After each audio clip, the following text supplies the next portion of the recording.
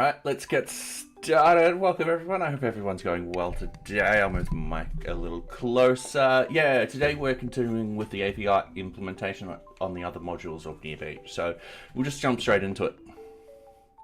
So going into this, we're happy with the Kanban board. I should have did a release the other day, but I didn't. And I absolutely and utterly forgot to.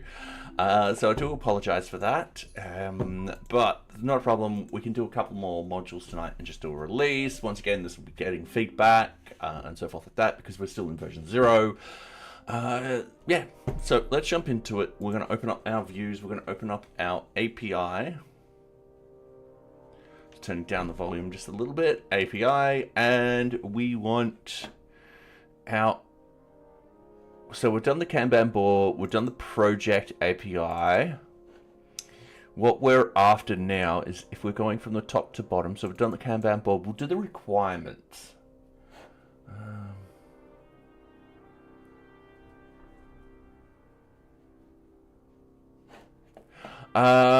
So that seems like a very botty message. Pay Tonashi 98. Just point that out. Pretty sure you're a bot. Alright, getting back into this. So yeah, we want to start with a requirement. It's going to be pretty simple and so forth like that. It'll be based off probably the project view. So we're just going to copy this. We're going to paste it in. And we're going to type in requirement API view. And we're just going to add that straight in. Straight off the bat, what we're going to do, we're going to go from the top to the bottom. We're going to change out all the code. We're going to double check everything. Yeah, I don't foresee us having to do much difference. I say that out loud and then I just realized, yes, there will be some difference. So, same with the, I don't have it in there. Same with the Kanban board. I need to get my cord when the ads are on so I can use my tablet. There will be children involved. So, with the search, we'll be implementing it so that the children don't go through. However, with the item itself, we'll be putting the children through. Alright, cool. We've just hit our first ad break. For those on YouTube, we run ads every half an hour because Twitch get pre-rolled ads. This is one way of getting rid of the pre-rolled ads. You don't need to worry. Essentially, you don't get any ads, and yeah.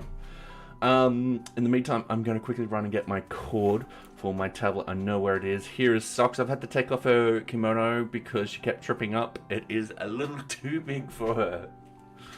Oh, I know. I will be right back. Actually, no, I won't be back.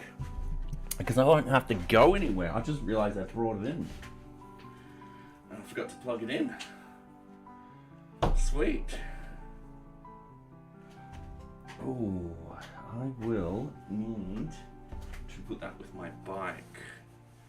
I'll put that in my pocket so I don't forget. Otherwise, I will have trouble getting home tomorrow night. Okay, here we are. Tablet plugged in. Easy done. And I realize I haven't set my iPad up.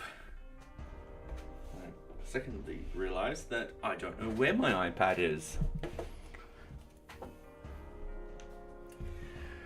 Ah, it's in my bedroom. Oh well. Anyway, everyone's back. Welcome back, everyone. Let me find the works. There we go. All right, cool. So let's get back into it. Let's just move that up there.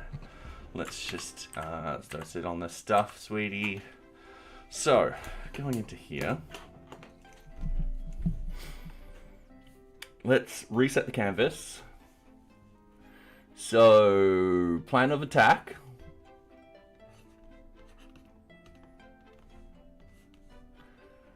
Okay, so requirement list.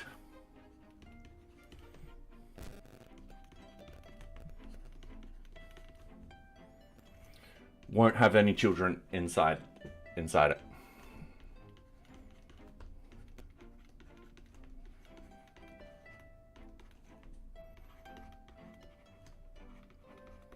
won't. Requirement list won't list any child elements. The requirement itself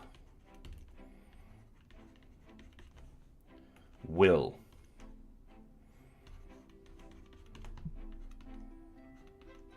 Oh my god. Hello?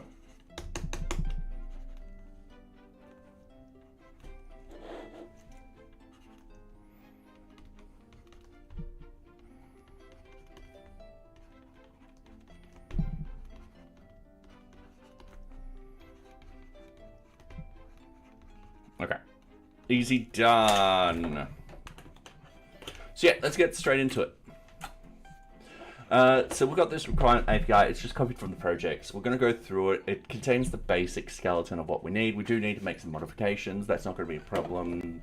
The vast majority of this code won't be changing. So going from the top, the rest, check user API. Yep. Models. We won't need that. Object assignment, we will need. Organization, we will need. Project, we won't. User group, we will. We'll need requirement and requirement item. We'll need to actually create our serializers, and I'll probably copy the one from the Kanban board.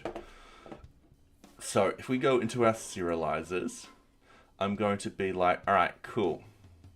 Kanban board serializer, I'm going to copy you, and I'm just going to paste you.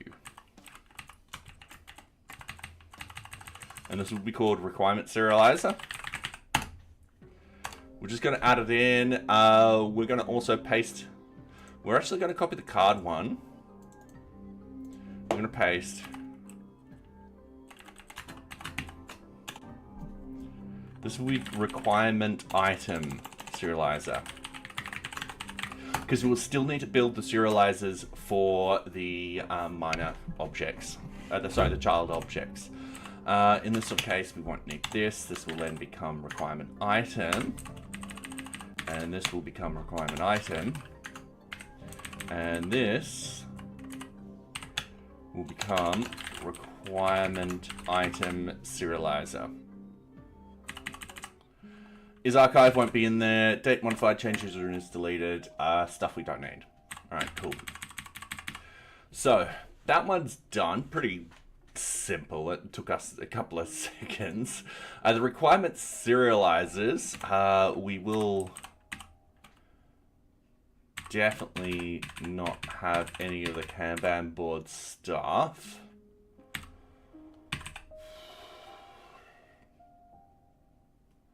Higher order status.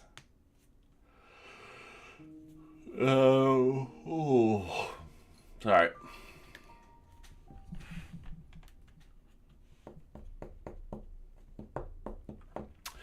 Don't know. We'll have to actually go through this very, very quickly. It's easy done. We'll just start the debug mode straight away. We'll go over here. We'll just go into localhost. And Lamira, how are you going? Here she is. I've had to take off her kimono. She tripped over it. So it was adorable, but I was like, oh, sweetie. That's just, it's too big for her, sadly. It's just a little too big for her, but here it is.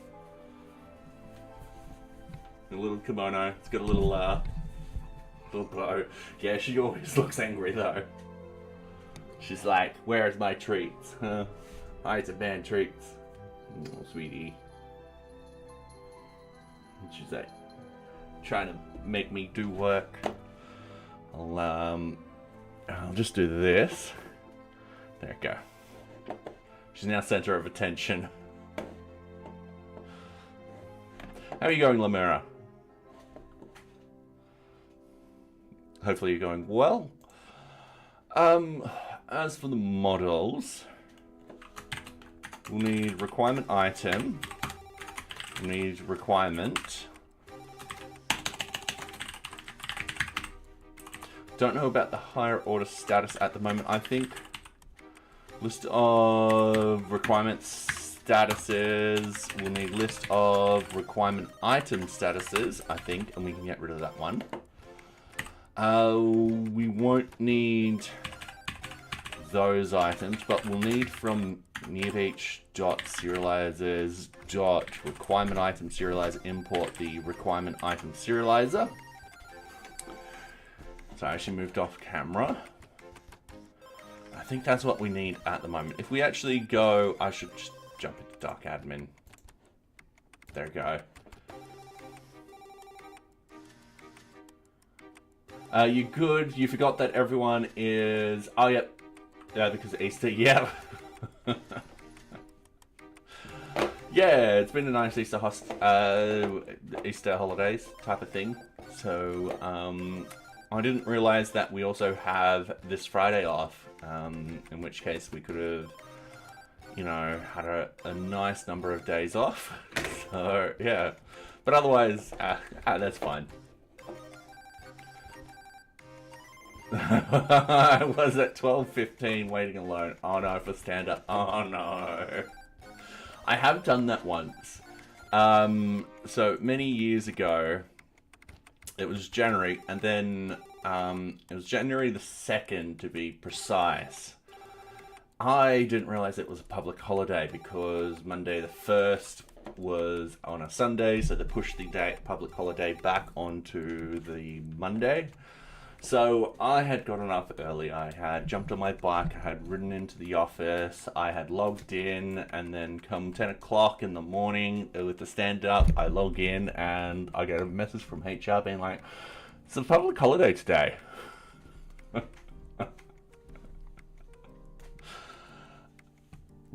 I didn't know it was a public holiday.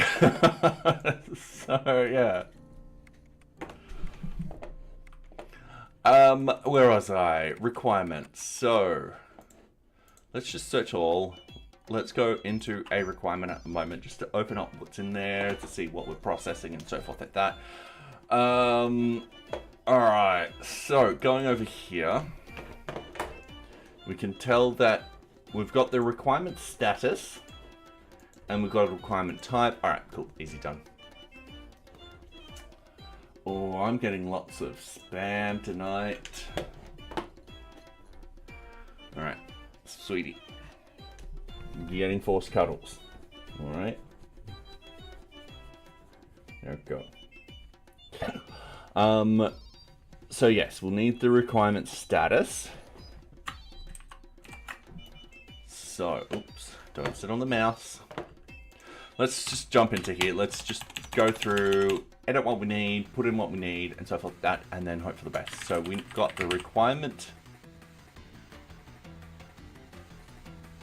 Yep, requirement serializer.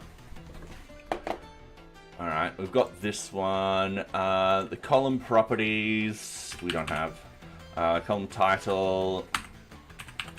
Group list. Yeah, the group list will be fine. The Kanban board ID, that will actually be a requirement ID. The Kanban board name. This is where I need to start getting everything connected up. Alright, cool. I'm just gonna do the models. So, we've got the requirement title. And then the status. We've also got the requirement scope.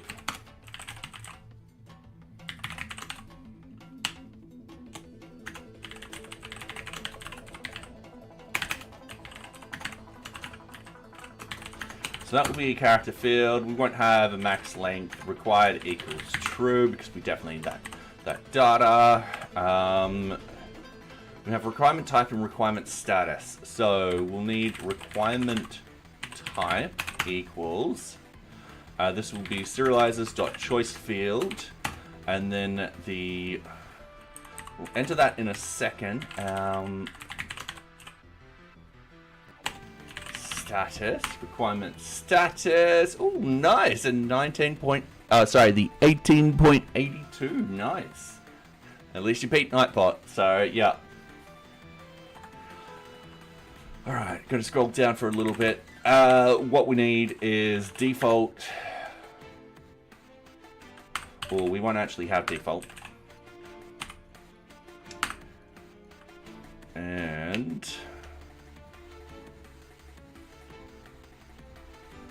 sorry, I just got to go through a little bit. I need to have a look at what we've done for the project. So I'm just going to scroll up. We're going to open up Project Serializer. We're going to place it on the right just for reference.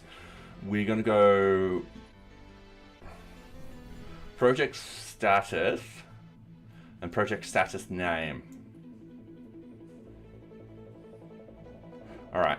So we're going to build the same thing here for both type and status. So I'm just going to delete those. Now I'm going to move that like that. What we're going to do is have it in alphabetical order. So with the project status, we actually have this as a primary key related field. Many equals false. The query set will equal list of requirement statuses dot objects dot filter is deleted equals false, because we don't want any deleted statuses and stuff like that. And that's pretty much that one. And then what we'll have, requirement status name equals serializers dot read only field, and the source will equal the requirement status dot requirement status. And that's it. Now the type will be pretty similar, so we'll have requirement type, and then we'll have the primary key related field, and then in here we'll have many equals false, and then we'll have query set equals, and we haven't put it into here yet, so we're going to go up to the top. We're just going to go down here,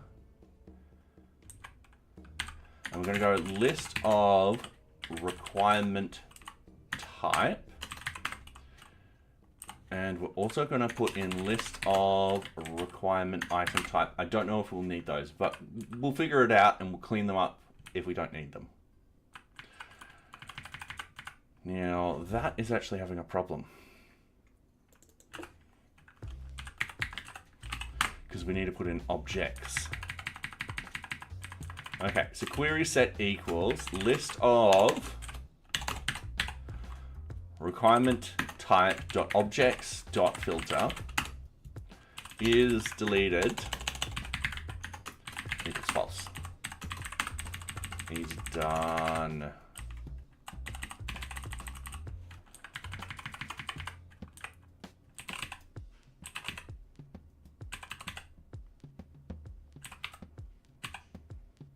Now, do we need a UUID? We do probably need a UUID.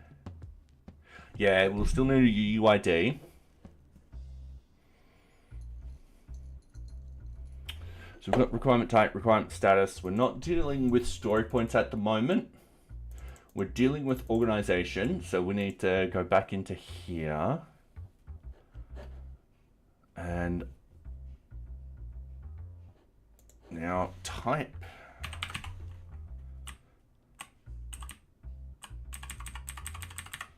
I'm just putting this in alphabetical order as best as possible to help me find things.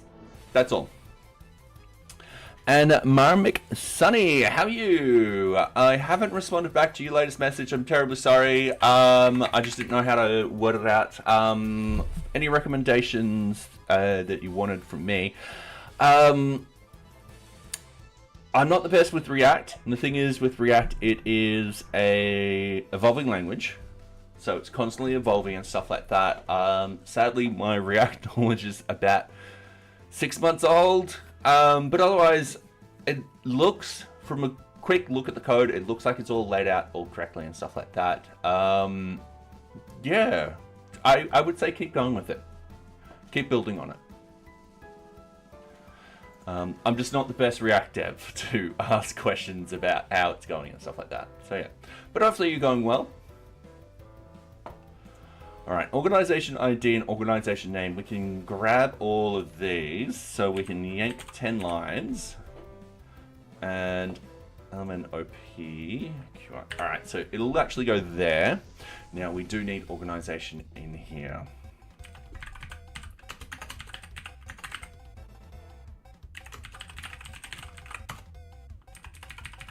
Okay, so we've got organization name, we've got the project description, and we've got equivalent. We don't actually have an end date or anything like that in here. So we've got that field, we've got that field, we've got that field, we've got these two fields. And that's probably all we need to put in there. And hey, software engineer, how are you? Hopefully you're going well. Welcome, welcome.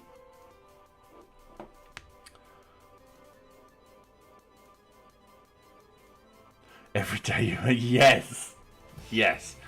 I'm going to say that it's an evolving language, and there's nothing wrong with that whatsoever. It's because when they do something, they find out from people who use it that, hey, there's a bit of a problem here and stuff like that. So they sort of fix up that sort of problem, and in a sense, that is great. However, it does feel like if you put down React for 6 months, a lot has changed in those 6 months. Right. There's nothing wrong with that at all. Every single language sort of goes through a process like that too. So, for example, .NET have changed how namespaces do their thing now. So now you don't need to put all your class within the namespace. You just define it at the top of the code, and you're like, all right, cool, done.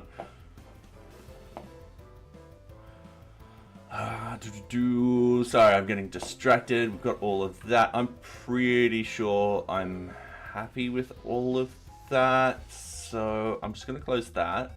I'm going to close model. We'll open it if we ever need it again. And then, all right, so requirement serializer. Yep, we're perfectly fine. So get fields, get super fields. So if there's not any fields, just return fields. That's perfectly fine. If it is post, there'll be requirement status. Will be done.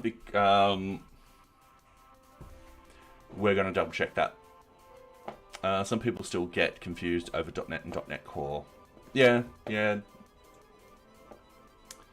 I mean, I would be one of those people.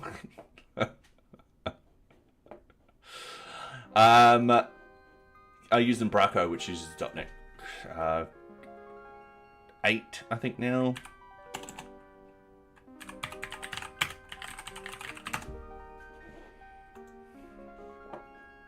It will literally tell me. Oh yeah, it uses .NET 9. Sorry, the newest one uses .NET 9.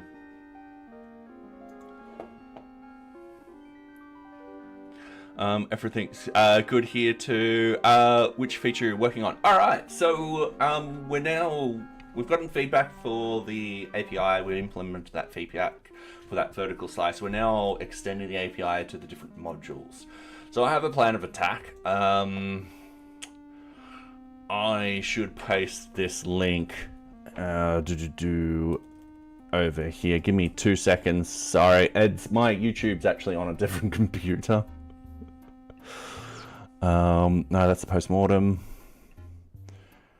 Here's our goals. All right, let's go over here.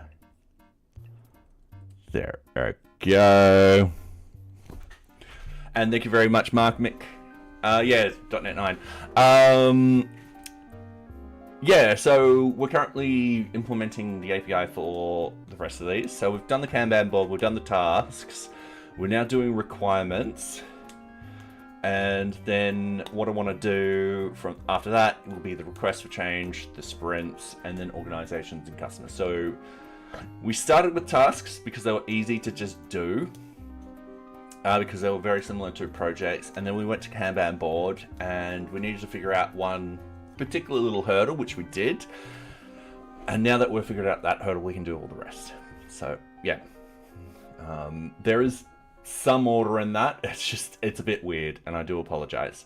So we do actually need the status when it's posted, so I'm getting rid of that. We don't need column property, we don't need column title, we don't need, so I'm just going to say we don't need any of that sort of logic. When we're updating a task, that should actually be requirement. Yeah, we don't need the group list when we're updating something, because there's a different method when we update the group lists. So, yeah.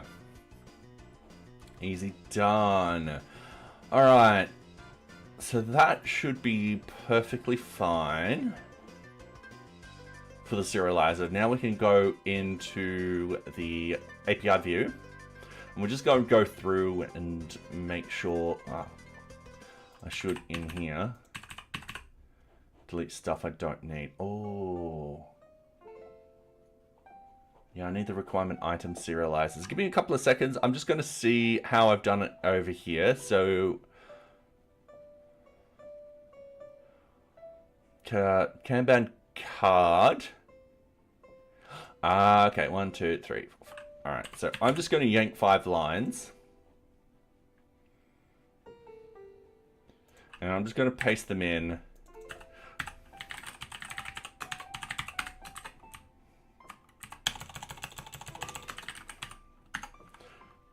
Many equals true, allow null equals true, read only equals true. Sweet. Yeah, that's all we need for this.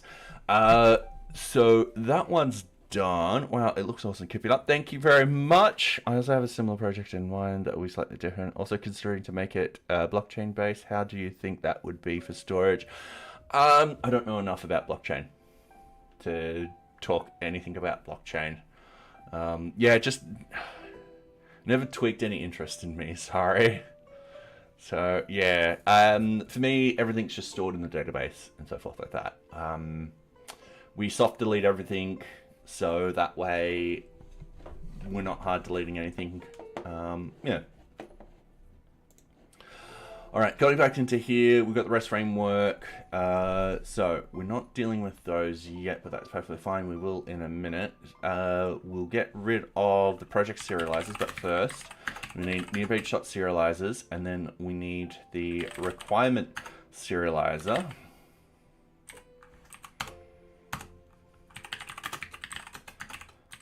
And then we'll probably need the requirement item serializer. And we'll get rid of that one. So we need the REST framework, this, and the response, yep. Views, document views, transfer, yep, we'll need that also. So going in here.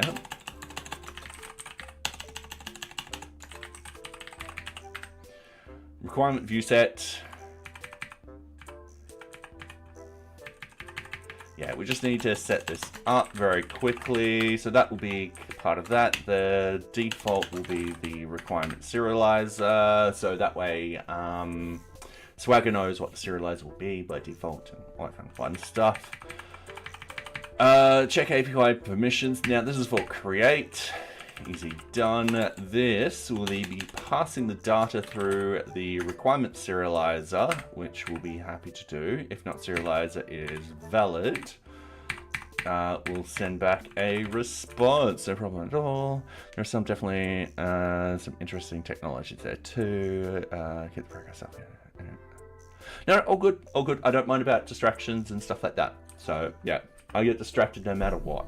So don't worry. So in here, a lot of this is pretty much very simple code with how we've got it. We're actually just pointing at different tables and databases and all that kind of fun stuff.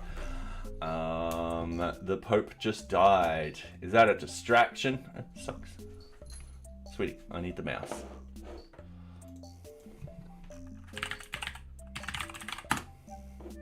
Holy hell, talking about a distraction, all right? Holy hell.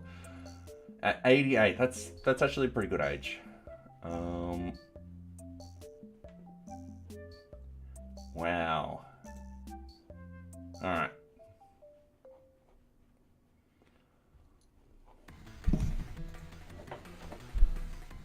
One day after meeting Vance as well. So, yes.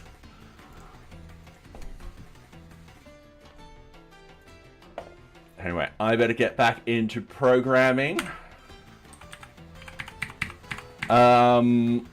Okay, so group list. Request, yep, group list is none, so response, alright, cool, yeah. That's basic sort of stuff in there. We've got an incoming ad in about a minute or two. The organization instance, yeah, we just pull out the organization from that, and then here we get list of requirement statuses. So we're on 44.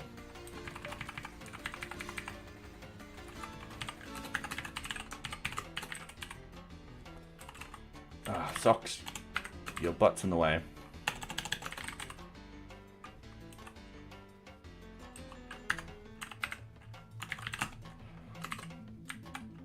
Oops. Oops, I did it again.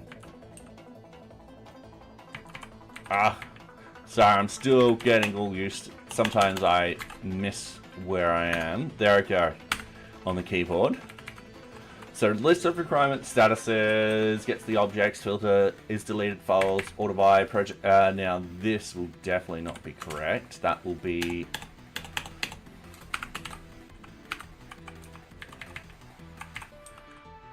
just didn't get no. Thank you. Requirement. And then we've got requirement.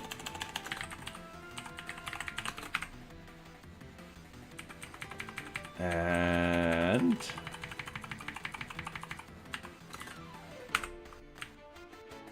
we definitely don't want project in here.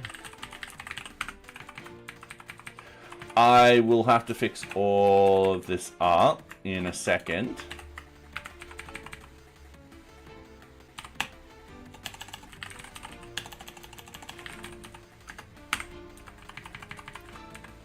Alright, cool. So, easiest way for me to actually do this is get the models out again and actually go through from top to bottom, being like, alright, we've got this is what the field is called, and so forth like that. When we move to 0.32, what we're going to do is we're going to standardize a lot of the naming convention, so we can just easily do this. So, yeah.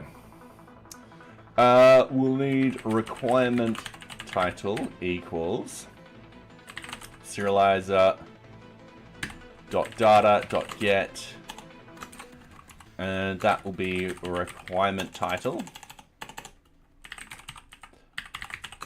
And give me a couple of seconds. We've got ads again on Twitch. So for those on YouTube, we run ads every half an hour. So if people join on Twitch, they won't get pre-rolled ads. However, you're on YouTube, don't worry about it. But we tend to pause what we're doing during the ad break, just so no one misses out on anything. Otherwise, yeah, during this time I usually solve a Rubik's Cube. We've also got Socks doing her thing on stream, which usually just means staring at the camera, waiting for someone to redeem treats on Twitch. Yeah. Hopefully everyone's going well tonight.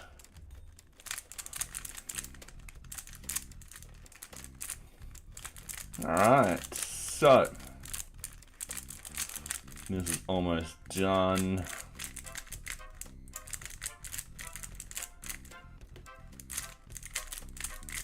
Ta-da! That's what I do. Alright. About 8 seconds left. Give the Socks a little bit more of a pat. Okay, and welcome back everyone. Alright, getting back into it. So we've got the requirement title, we've got the requirement scope.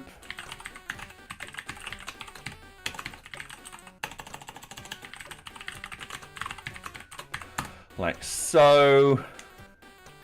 Thank you very much, software engineer. Yeah, she is pretty cute. When she's not causing trouble. She does cause trouble sometimes. Yes. She likes to knock the webcam off every now and then. She hasn't done it for the last couple of streams, which has been really nice, but she will get up there one day and just bat that thing off. All you'll do is you'll be watching stream, then a cat face just pop up, and the next thing you know, you're seeing the back of my monitor. Now that is going to be a requirement status. We've also got to have a requirement type. Now, in this sort of case,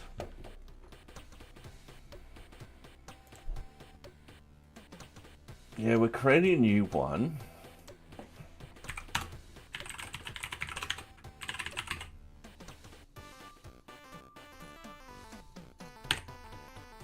But we actually know what we're creating. We're actually putting in the status. So I've got to change this very, very quickly. Easy done. Serializer data.get, and then we just go requirement status, like so. And then we've got the requirement type equals list of requirements type dot objects dot filter, and then it is deleted equals false, and then requirement type will equal the serializer dot data dot get, and then requirement type. Oops. I need to go to line 52 is back here, so list of requirement type, easy done. Now, we should put in checks in here, because this is one of the few places where we want the API to send the status. There's not going to be any default statuses. We have to check that status to make sure that that instance exists. And Matt Bird's quest, redeem stand for 30 minutes, easy done. That would be quite interesting to watch. Yep. All right. And the 30 minutes most likely will be for the whole stream because I'll forget to put it down. Ugh. Though I swear to you, in my old age, every single time I stand up, I need to go to the bathroom. We'll probably need to go in a couple of minutes. Check to make sure there is a requirement status. And usually we get the first or default, so something like that. But we can apply that when we actually create the object itself. So if requirement status, so we're just checking the length of requirement status equals 0, or requirement status is none. We're just going to, very similar to up here, we're just going to return a response. Just going to minimize that very quickly. We return a response. We've got requirement status is missing. And we've got the status equals status.http 400 add request. Old age, how old are you? I am 38. So I'm old. I feel old every day. I also ride my bike 36 Ks one way to work and then 36 Ks back, and then I'm just like dead for the whole evening. So yeah. 55? Oh wow, Scotty. That's not too bad. That's not too bad.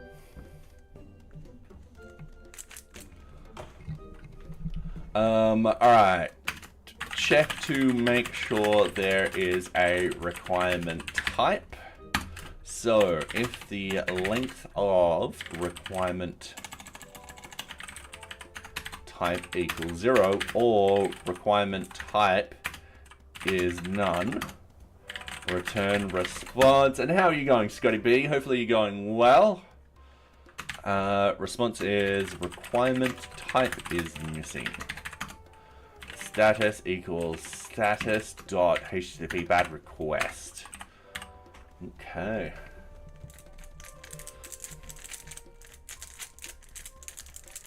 You're not that old? Why are you saying I'm not that old?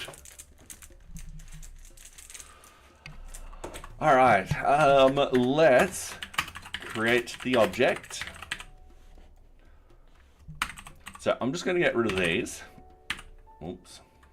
Miscounted then.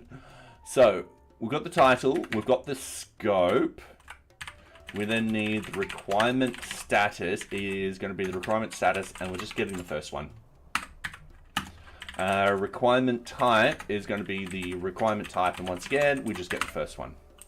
And we're happy with it. So if we look over here, requirement type, requirement scope, we're not dealing with the story points. That is a feature we will be implementing, hopefully very shortly, hopefully next month.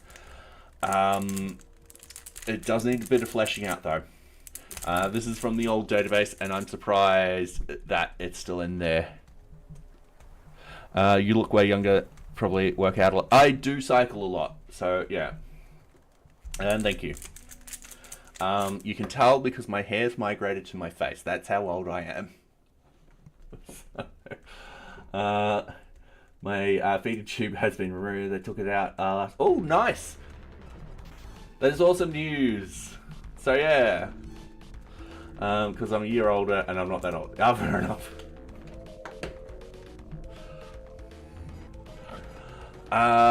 Organization, we need organization. So organization ID equals. Oh, is it?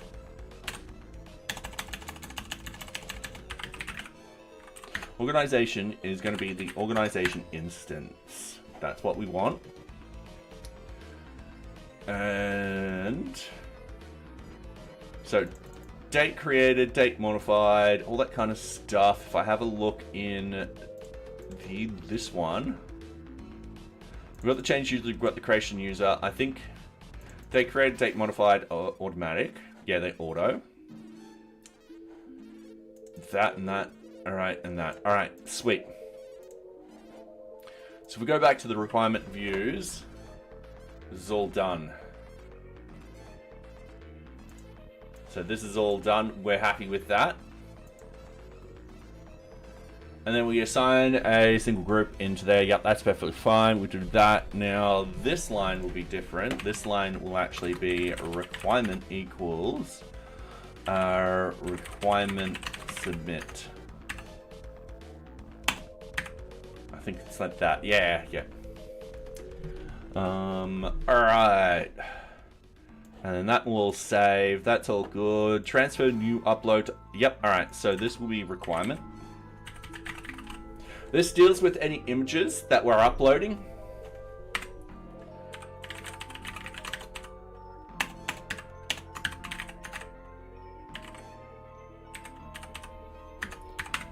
And yeah, what it does is when you're creating a new object, it doesn't have an object ID or anything like that. So the front end creates a UUID, which essentially gets sent to the back end. And then the back end, whenever you upload a photo or anything like that, it will save it with that UUID. And yeah, it's a bunch of stuff that actually happens. It's a workaround which I had to actually think of. Yeah, it's the UUID for the document, or documents, I should say. And then what actually happens is it then, yeah, it does something to those images, and yeah. Alright, so return response. We've got the requirement ID.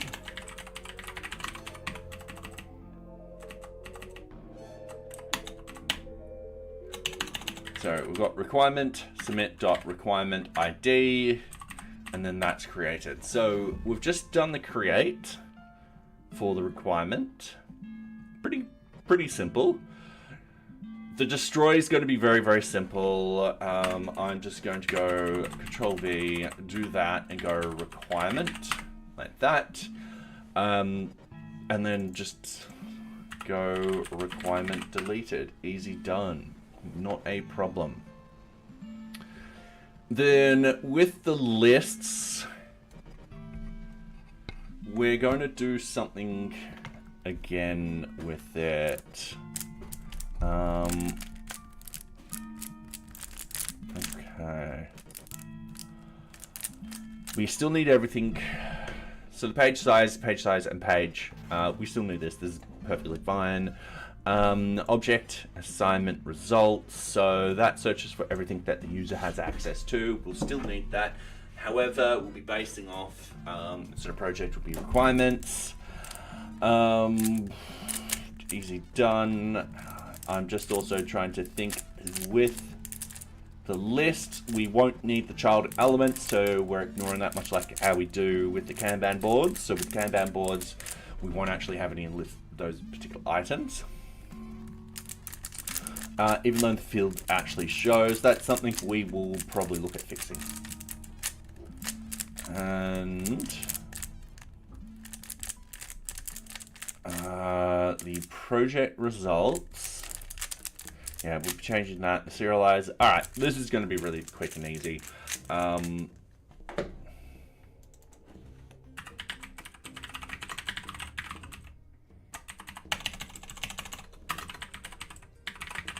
So requirement objects will need to go requirement ID in object assignment results dot values, and then requirement ID. Easy done, and then we get rid of that.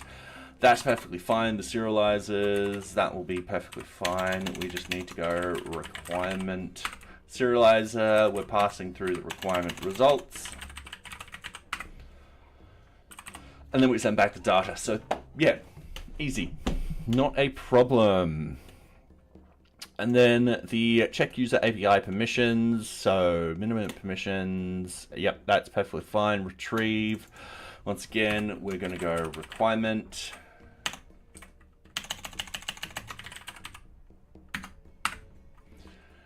Get object, so we've got the query set, pk equals pk, yep, that's perfectly fine. We need to, oops.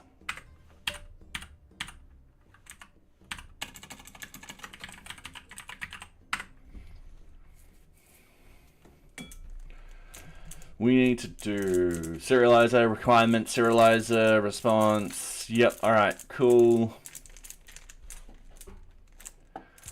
With the update,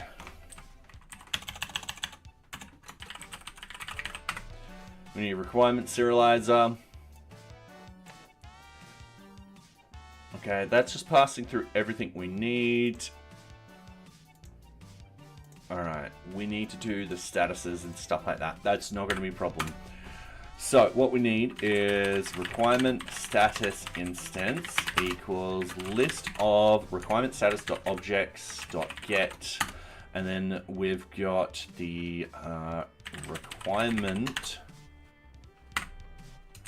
status ID equals serialized data requirement status. Easy done. And now that I think about it, if I scroll up here, we won't need these checks because they're actually done at the serializer level.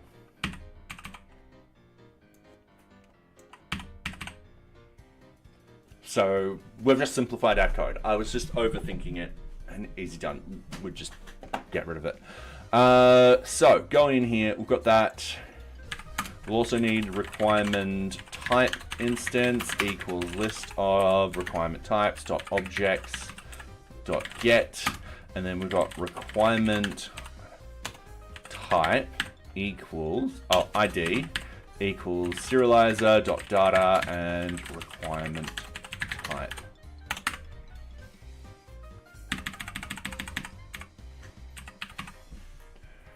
All right. So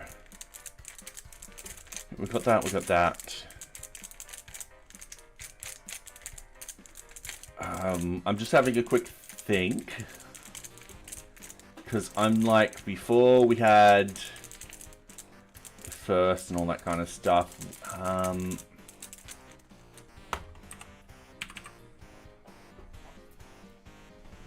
just going to fix up some of my code.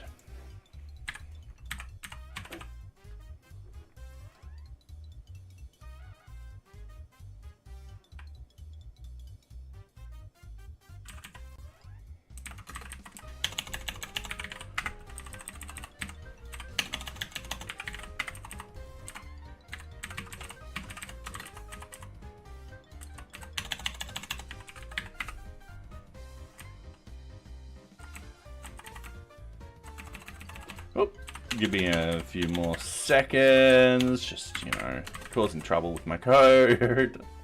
As I always do. And there we go. And hi Prime Coder, how are you going? So I'm building an API for the open source project management system NearBeach. So we've done a vertical slice, we've got a feedback for the API. We're now implementing that, we've implemented that feedback, now we're implementing the API for the rest of NearBeach. So yeah. You changed your name finally, the hair has grown. Whose hair? Yours or mine? Because yeah, my hair has grown and so has the beard. I need a haircut soon. So yes, I'm doing at the moment an assessment for Python Django software developer role 8. Oh, yeah, oh, fair enough, fair enough. How are you enjoying Django? Hopefully you are. So yeah. All right, so I fixed that up to be like that. Do you like open source philosophy? I understand that there are some problems with the open source in itself, especially around stuff like funding and so forth like that, and companies who heavily utilize those products. However, yes, I do. I've been an avid Linux user since I was 16. That's well over 2 decades now. So yeah, and I've really enjoyed open source. And NearBeach is my sort of my contribution back into open source, and hopefully someone uses it and finds it useful. So yeah.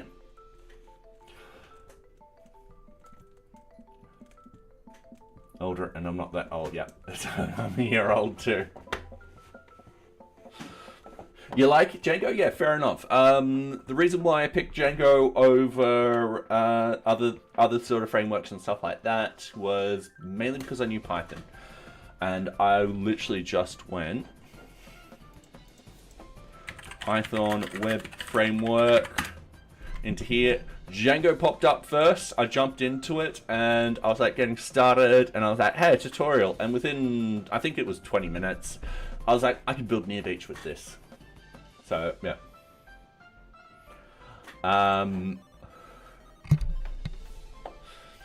I think the context is lost there, Ashman. Essentially, he said he's a year older than me, so yeah.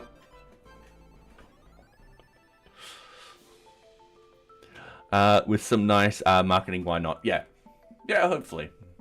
And the reason why I do stream is because that also does help word of mouth and marketing and stuff like that. And if people are interested in it, they're like, oh, I'll give it a shot. So yeah. NearBeach does need a lot of improvements in the UI and UX area, and I fully understand that.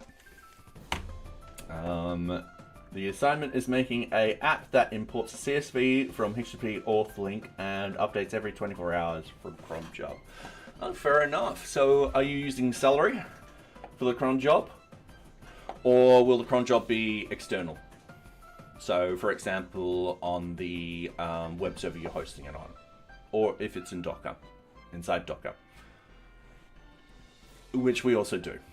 We do the latter. We do the Docker cron job type of stuff.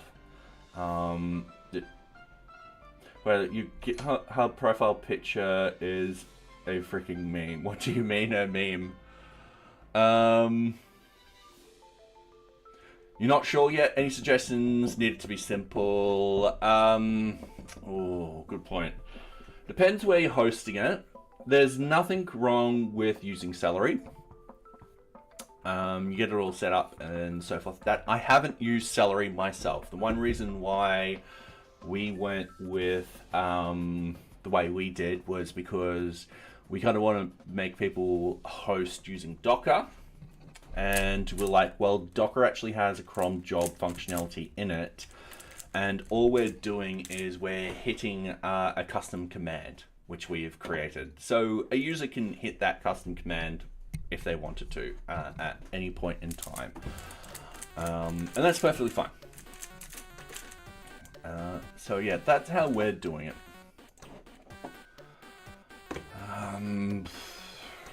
I just don't know enough about Celery, and that's the problem here. So I'm highly biased to going that route because I only know that particular route and I know nothing about Celery.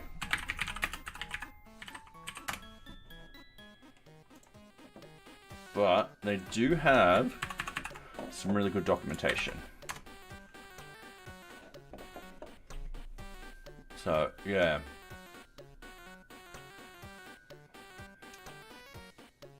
Have a look at the docs, see what you like. The way we've done it is we've just got a external cron job. So, for example, that might be on your system, or it might be in Docker, and we've got it hitting a custom command point. Yeah, give celery a try. Yeah. All right, so I've got to bend my head around socks. Fair enough. Anyway, enjoy and have fun coding. So yeah. How do I test my website? So I've got actually unit tests. So, oops, I'm hitting all the wrong keys. So Django unit tests, and I just realized you're on YouTube. Give me a couple of seconds. All right, Django unit tests. I'll copy the same link. All right. There we go. So I've got my laptop running the YouTube chat and all that kind of stuff. So it's separate from my main computer. I've only got one monitor. So we've got a bunch of unit tests within NearBeach. Now we're not at the moment. I forgot the number, but give me 2 seconds. We don't have the best code coverage at the moment, and that's something we're going to change with the 0.32 release. Is we're going to try and push towards having more code coverage, mainly because then we can actually feel like the code works, and we're not going to break anything if we change anything. So if we go into artifacts and go index, oh my god.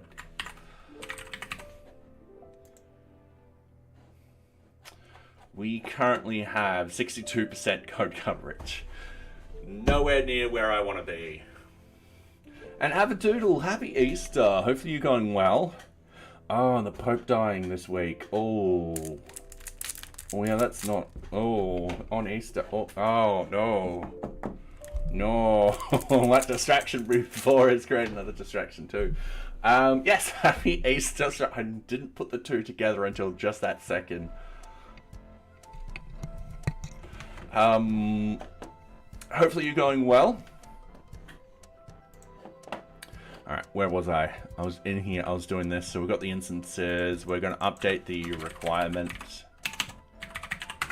We're going to cheat and do this Control-V stuff and just go all the way down and just go requirement. Easy done. We're going to go over here and type in requirement. Okay, PK is PK. We're going to update these very, very quickly. So the project name is going to be requirement title. And remember, later on, we'll make the database generic and stuff like that. He was out and about for an hour, so it wasn't too bad. Okay. What's the theme/fonts you use? Looks nice. I want to say yes. I'm just using the basic dark theme. As for the fonts, I'm using the JetBrains Mono. Nothing too serious. There is the Mononoke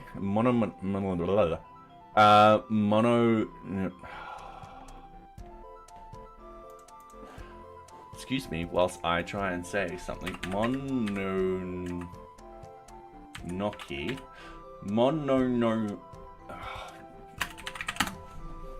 This font. I do use this font every now and then, but yeah, I'm not using it at the moment in JetBrains. I'm just using the basic sort of IDE sort of setup. Yeah, I don't usually play around with how the IDE looks and stuff like that. If you do, that's fine. I'm at that point where I'm like, yeah, defaults are fine for me. Alright, we want requirement title in here. We want requirement scope. We don't need the start date, we don't need the end date because requirements don't actually have those.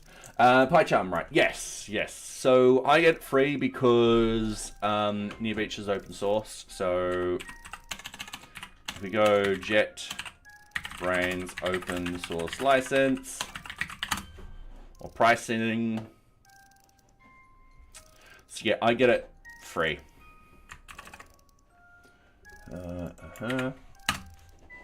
However, a couple of their products are free if you're playing around with stuff. So, for example, PyCharm has a community edition. There is also oh, I just typed in the wrong place. There is Rider free. So it's free for non-commercial use. Rider's the .NET type of stuff. So if you're doing any .NET or playing around with .NET, you can actually get this for free. So yeah. All right, getting back into here. So we'll need the requirement status is going to be the requirement status instance. I'm just copying and pasting that because that way I can just type and type.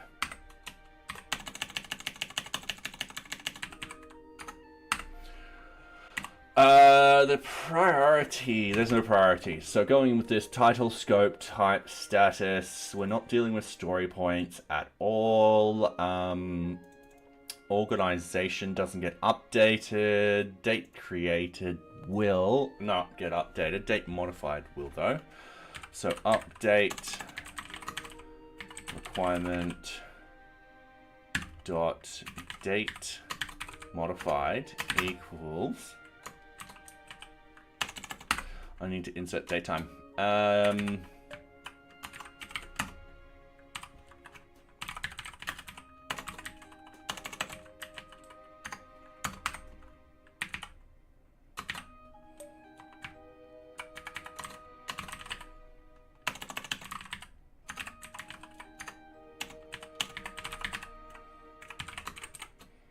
All right, like that.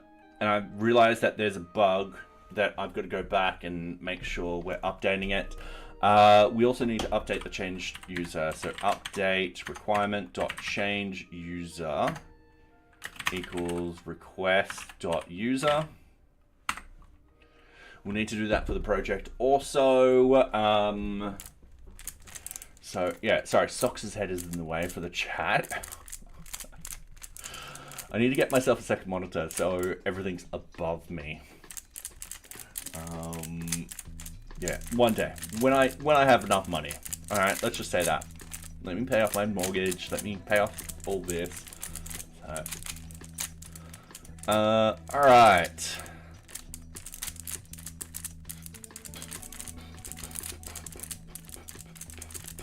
And then yeah, we just send back the response. Easy done. So I am going to go with project.api, and I am going to add those particular components in right away. So we need to go update project dot, and this will be modified date modified equals datetime dot datetime dot now, and then update project dot need to get back to work. Anyway, thank you very much, software engineer. Have fun, and I hope to see you again. Don't forget to like and subscribe. So yeah, this will be change user equals request.user. We're going to quickly test this. So we got Postman still open. What we're going to do, we're going to open up that. We're going to open up the team leader. I will need to. That will be put.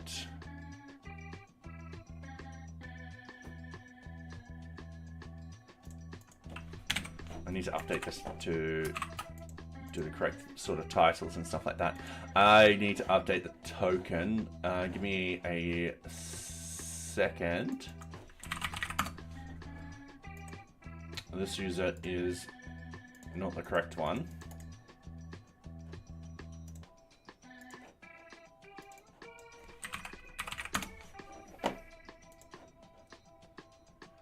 team leader.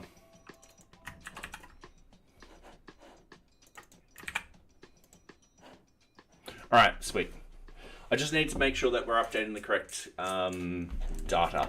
The good news is this will follow the same sort of methodologies as the other one. So we're just going to quickly copy that. We're going to go with the Kanban board, and we're going to update that one too. And of course, I click the coffee one. So,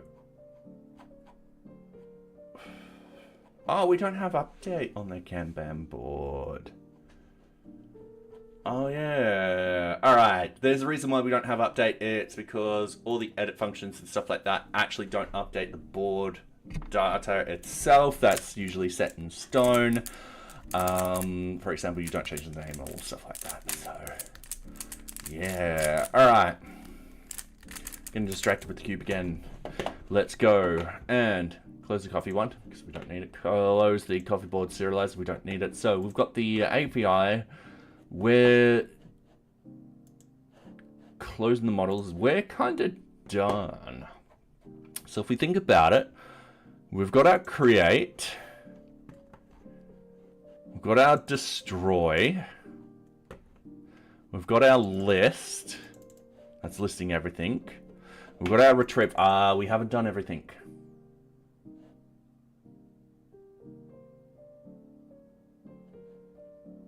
For starters, that shouldn't be project results.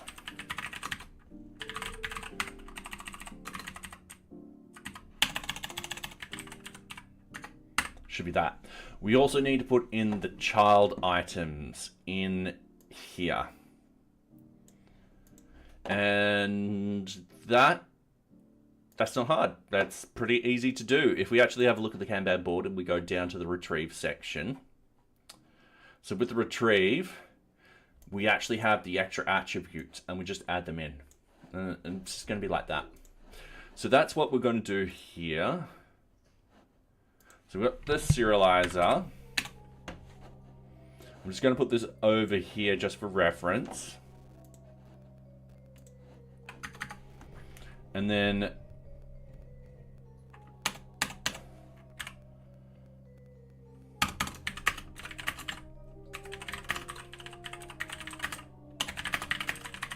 so yeah, we just got to get the extra attributes for the data. Now, this is something that we can build upon. So, if the person's loading up a page, we might want to actually get some data and stuff like that. What we could potentially do is also send through extra bits of data. So for example, the users and groups, which shouldn't be hard to do because this is just for a single once-off retrieval. We're not doing it every single time someone edits the data, and then we still got the other endpoints for the groups and users. But that will need to be discussed. And I feel like the front end won't benefit too much with that actually happening. Yeah. So. And hello, Harish. How are you going? Hopefully you're going well. So requirement results dot, and then what we've got. So we've also got to think about the other. We don't need to worry about the statuses. It's just the children. So this will be requirement item equals requirement item dot objects dot filter, and then we need is deleted equals false. And then what we need to do is have the requirement ID equal the requirement results. They'll be equal to PK. I don't know why I've got it in the long form over here.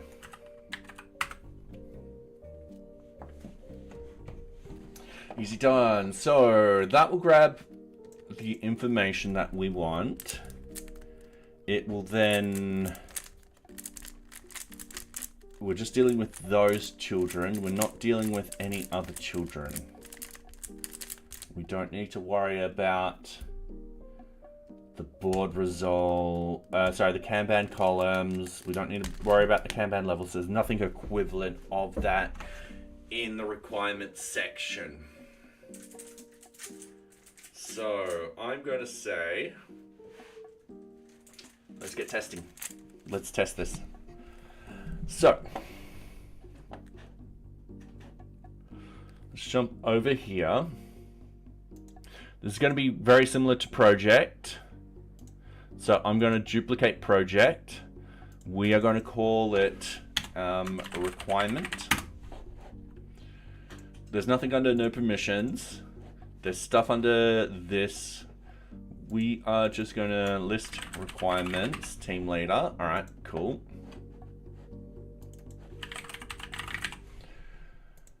Yep, we're just going to play around with this very, very quickly.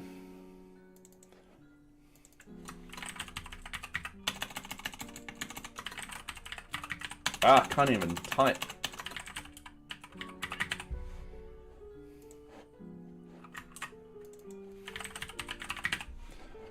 Like so, easy done. Get.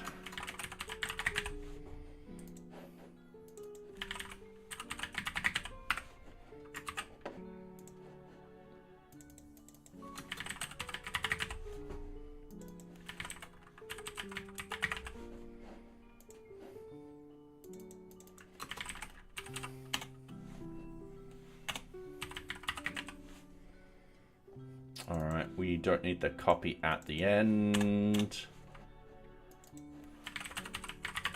Sorry, this is just a bit of me updating everything as we go along. I'm just going to close all tabs. Doing that thing where it does that thing. So requirement, post requirement, delete requirement.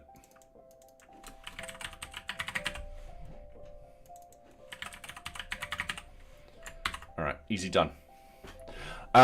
So what am I going to do? I'm going to edit this. We're just going to test now. So I just need this key in here. I should change this so the headers are grabbed from the folder.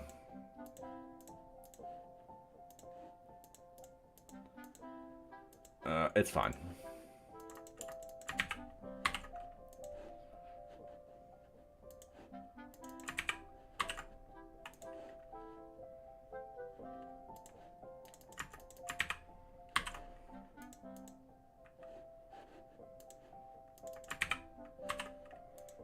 Alright, so I'm just quickly doing this. Alright, sweet. So the list requirements for the team leader, that should get a 404. Alright, we haven't actually keyed in the URLs yet, and that's not going to be a problem. That's just us forgetting to do that very minute thing to connect everything up. So what I want to do, go into NearBeach, we want to go URLs, API version 0. We are just going to do router.register. We're going to go R requirement.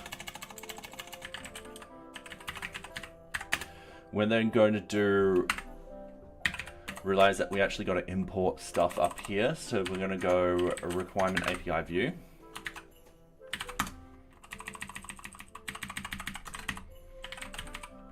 Requirement API view, we just want to have the requirement view set like so. We need the base name equal to requirement, and that's it. That's all we need. All right, so if we go back over here and we go send, we actually have our results. So we're only getting one at the moment, and that's perfectly fine. We do see requirement item and then being null. That's once again perfectly fine. I will need to go through and change that so eventually it doesn't send any data back to the user, because yeah, that doesn't make sense having that field in the list section. All right, so. All right, sorry, I am getting distracted by solving this cube again.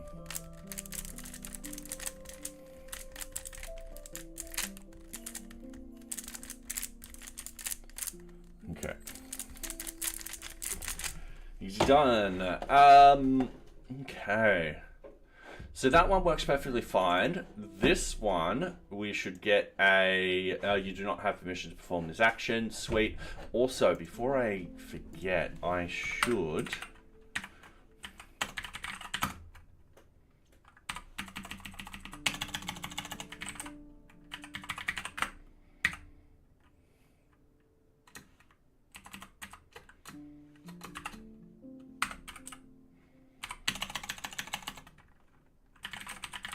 remove any reference to project.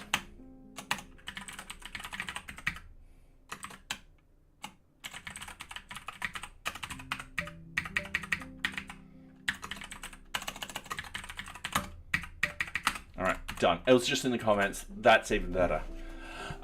So we don't have any we don't have details. We don't have any permission to actually view this particular requirement, which, yeah, we know.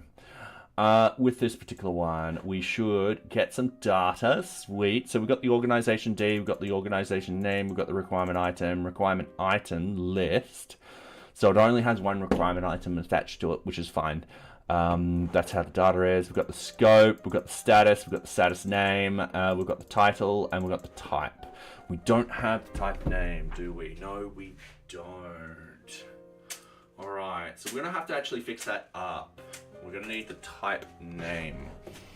So, not a problem. We go back into the code. This is why we test. We make sure things are working and make sure that things don't get broken or left out. So, we want to go into the API. We want to then go into object data. Not object data. We want the serializers. Sorry, serializer, requirement serializer. We scroll down to the requirement type. And then we go requirement type name equals serializers dot read only field, because we're only ever going to read it. We just go to source equals requirement type dot requirement type. Done. So we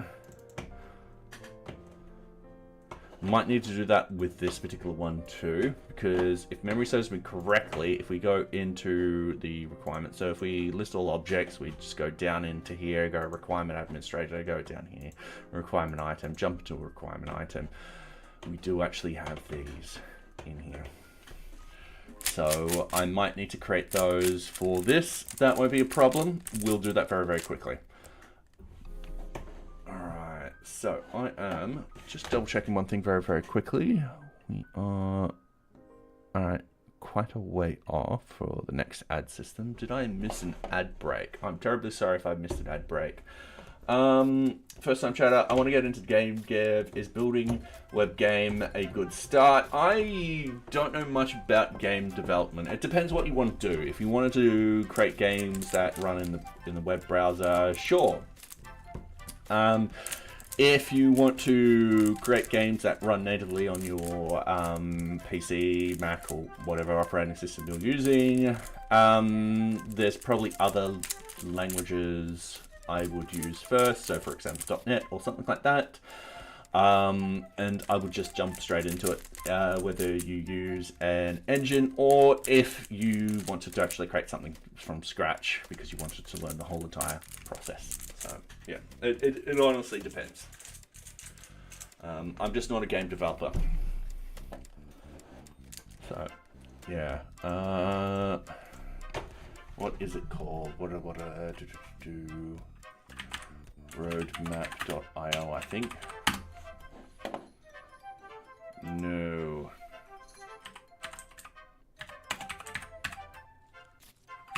Roadmap.sh.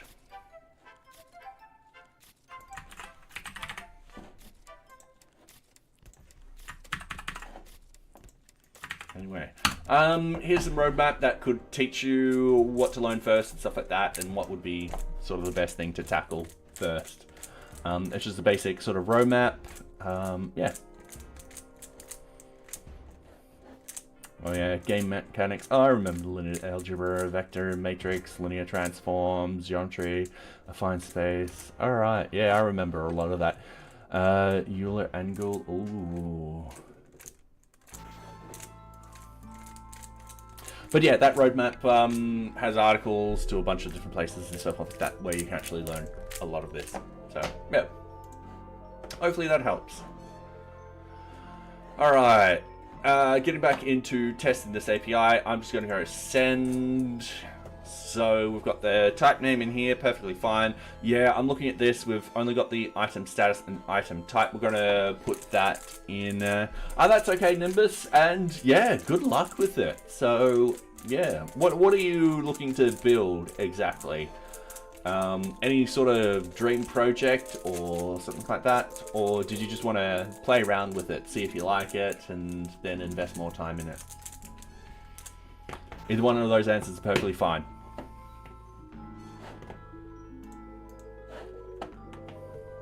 Alright, so I'm going to extend out this very, very quickly. It won't take too long to do. We should also remove the story points from this data. All right, I'm going to do that very quickly. So we want this. We're also going to grab the story point min and max. I'm just going to copy that.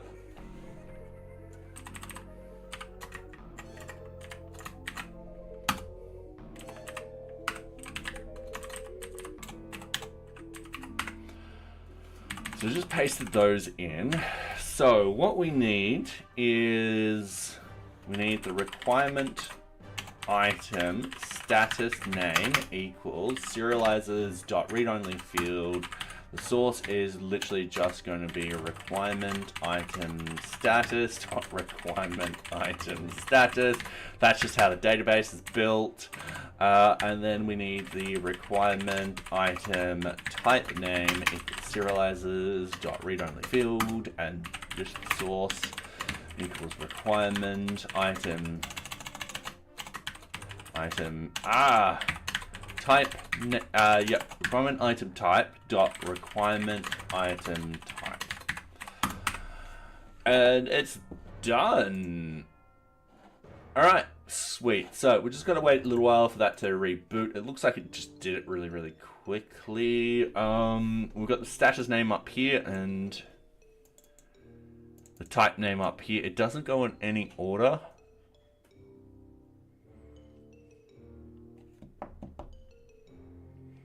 Yeah, I think it's just, I'm not too worried about the order.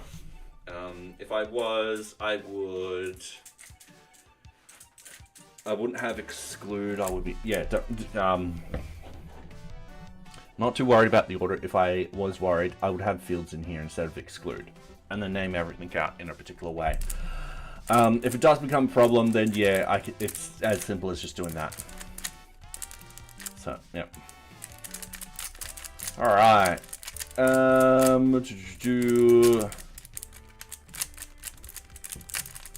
So it looks like requirement item is working. If we put something into here, I'm just going to send because we're going to get a problem and stuff like that. Now, we do actually have a problem. So, organization ID is not required whenever we're, it's only ever required when we're actually posting stuff in. So, if we have a put, we don't need to change it. So, going back, and that is, I'm just going to close all tabs. That's perfectly fine. We need the requirement serializers. We need to go down here. We have the put method in here.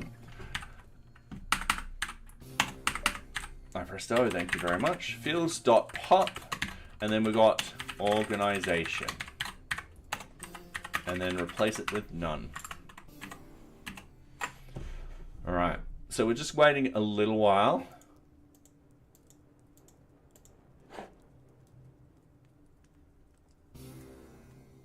I am doing a put. We've got requirement scope.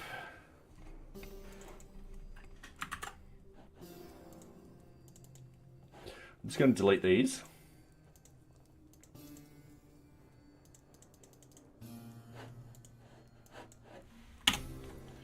It's just easier if we do that. All right, requirement scope. It's just going to be a hello world. Not a problem. The requirement status. I'm doing something wrong. I'm using the Mac copying paste. I'm just going to put a 1. Requirement title is hello world. Requirement type, I'm also just going to do a 1. And I'm just going to hit send. Yeah, organization ID is needed. Damn it. All right, cool. Any socks? Not what I want. And the reason being is when you in NearBeach, the general sort of idea when you create an object is you assign it to an organization. That doesn't change. If you've accidentally assigned it to the wrong organization, our idea is to just delete it and create a new one and assign it to the correct ID, correct organizations. The idea being is, I mean, it's not too hard to actually implement the ability for it to change and stuff like that. The idea is that a project or something like that assigned to the wrong organization should actually be characterized as something deleted and done through proper channels. And how are you, Cholo? How are you going? Hopefully you're going well. Anyway, Socks is right behind me. She's going to be happy with the treats. I do have to lift her up. Socks, you know the treats are happening. Yeah. Yes. Oh, headphones just fell off. And glasses. All right. Tua. Okay. In your bed. In your bed, sweetie. In your bed.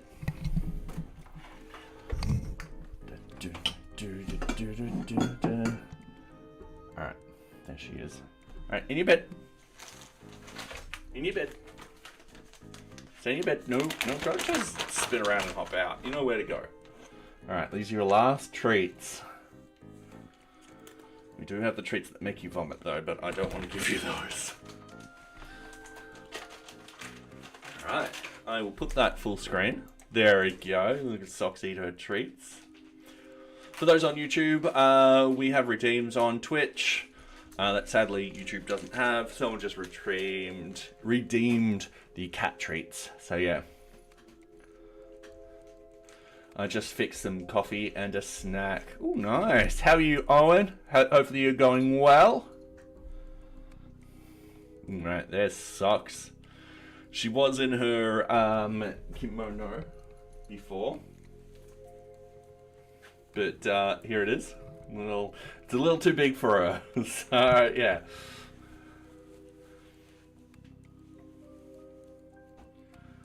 Right.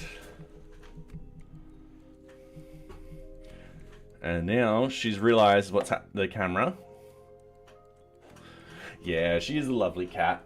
When she's not causing trouble, like right now with the camera. There you go, Socks. You're on camera. Everyone can see you. There you go.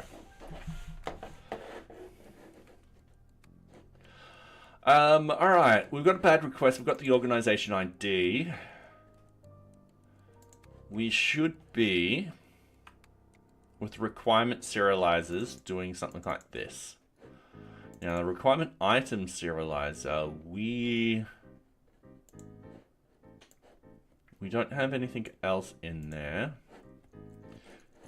I'm just going to hit refresh. I tell you what, I'm going to put a breakpoint here.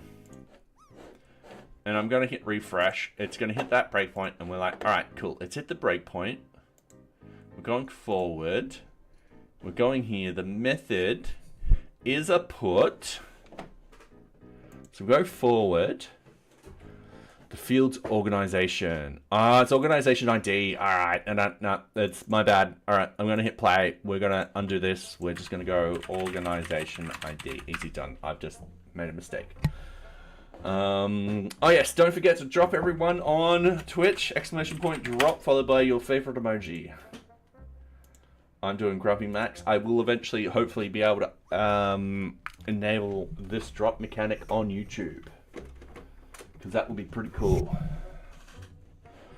So, if I hit send, boom. All right, it's just created what we wanted. Oh, it updated what we wanted. So I've updated that all to hello world. If we actually go to the front end and we actually go into requirement item 2, no, it hasn't. All right. That is why we test. So we go into the API, requirement item API. We scroll all the way down to our update. We should be saving.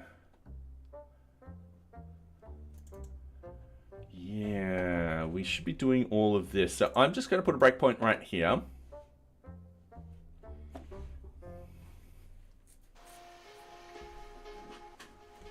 I'm just going to hit send.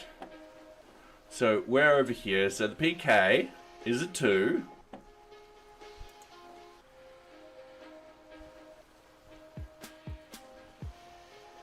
It is saying hello world. I'm just going to hit play. Looking at some easier and cheaper DevOps deployment options from our projects, but have to buy a good VPS for it and stuff. Also working on some side stuff. Oh, nice. Yeah, I've got to upgrade the testing for our Docker sort of deployments and stuff like that. So when we make a change in Docker or we implement a new library in NearBeach or something like that, I need to follow through with that change. And I'm terribly sorry, I will re-answer that. We've just hit an ad break. I will be right back. I do need to go to the bathroom and I won't be long. And I need to put this with my bike so I can cycle tomorrow. Anyway, I will be back.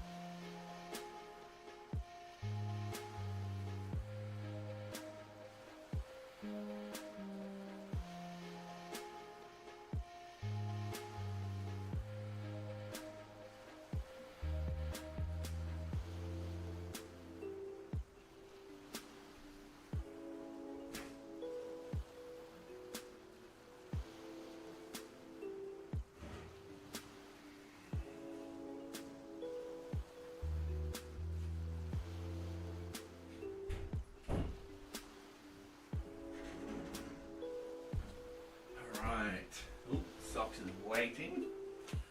Thank you, sweetie. Okay, how are we with the ads? And welcome back, everyone. I think I timed that really well. All right. For those that are on YouTube, terribly sorry. We run ad breaks every half an hour on Twitch, so people don't get ads when they join on Twitch. You don't get ads on YouTube. All right, so we've done this. We're just going back to here. I'm just hitting refresh. I'm like, something's not right. Have I...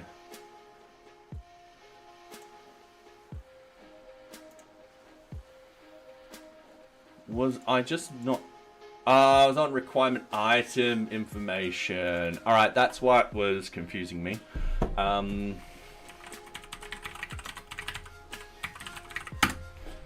There you go. Requirement information. We've just updated this. This is perfectly fine. If we change this to 1, 2, 3, 4. Let's go. Status is 4. Requirement type. Let's go. Is it 2? Send it. I've realized it's got the breakpoint on, and I'm just going to hit play. We go back over here and we hit refresh. We've got testing and review, and we've got custom requirements. Easy done. If we send something silly, like let's say 24, it'll come back and be invalid PK, object does not exist. Requirement item type, yeah. Okay, that's something we can document, and so people will be like, all right, cool, requirement type, that's wrong, and so forth like that. And if we do something up here, I think it actually gives us 2 errors. Yeah, it does. All right. So yeah, that's something we should document. All right. It's only 8 o'clock. We're making really good time. Now, with the post requirement, let's go into the body. I'm just going to hit send. Of course, none of this will work. That's perfectly fine. We've got organization 1. We've got, yep, group list is 1 and 2. Yep, we want that. Requirement scope is going to be the pain is real. Then what we want is requirement status. That's going to be a 1. Requirement title. It's going to be, yeah, let's say pain requirements. Requirement type. That's going to be a 3. And let's just send that. Oh, all right. Unresolved keyword. Requirement status ID. Choices are change user. Requirement type. Requirement type ID. Okay. Where is this?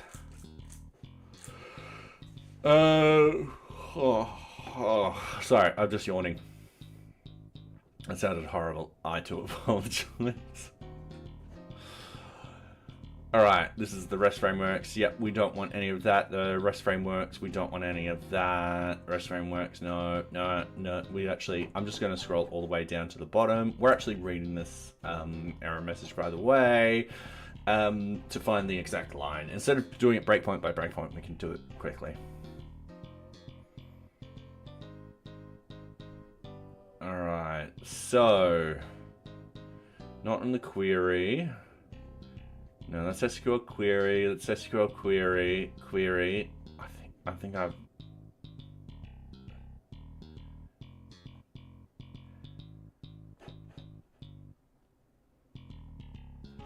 That's it. All right. Simple mistake. Very simple mistake. That's meant to be requirement type ID. So I didn't grab the line number, that's 51. So going into here, we're just gonna go to line item 51. We're gonna go down, and we're just gonna go like this and type in type ID, and that's it. That's all we need to do. Then we're gonna hit send. And then we're gonna realize that, oh yeah, we changed that before and we didn't actually update these to get rid of that.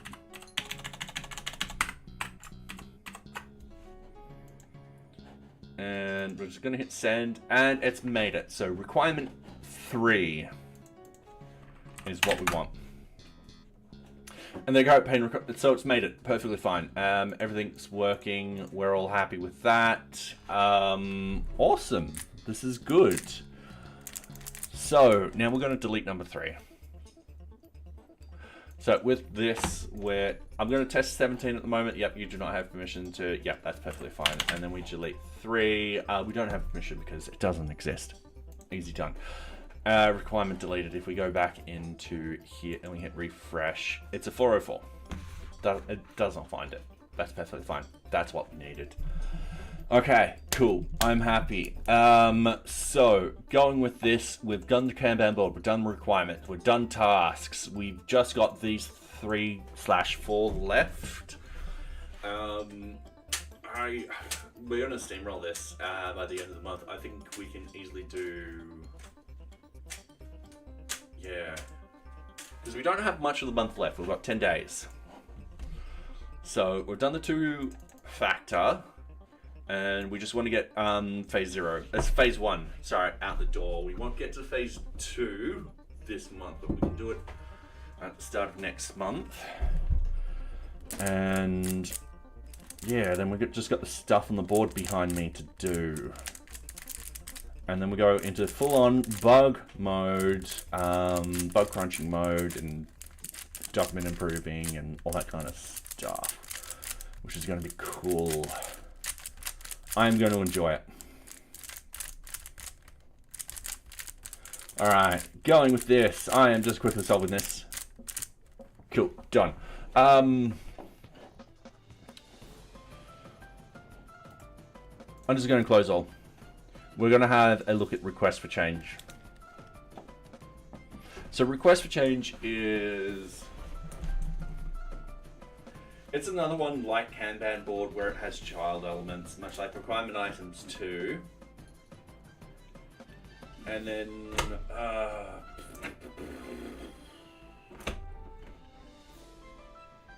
it's got a lot more fields in it though. It has a number of fields. Which is not that bad. Okay, let's just zip this out like this, do like this, go request for change. So as you see, we'll put in a wizard mode in here to just make it easier. So request for change in here will be something like deployment of site DLLs.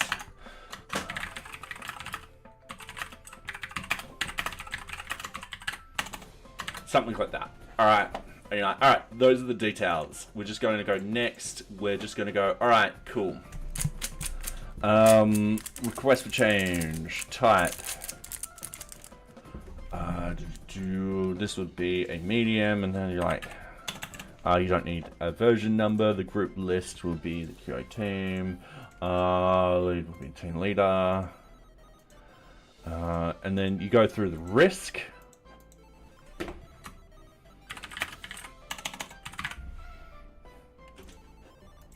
Implementation plan.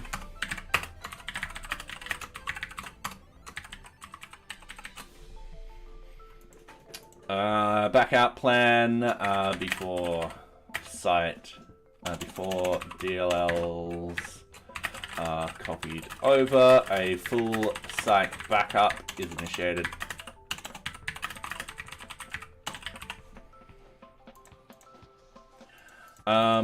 Test plan.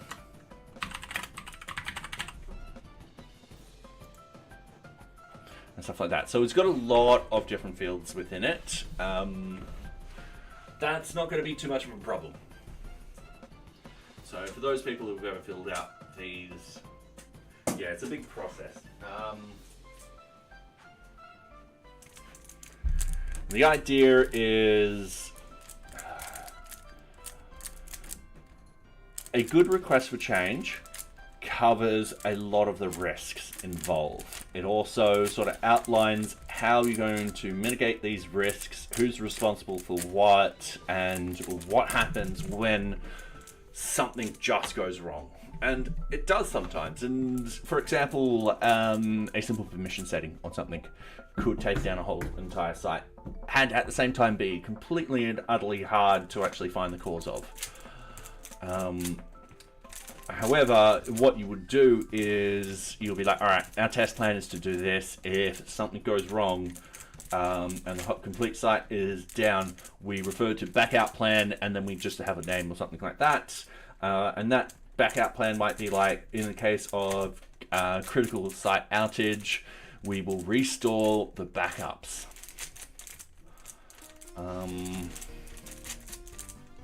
Yeah, that's all it is. And stuff like that. So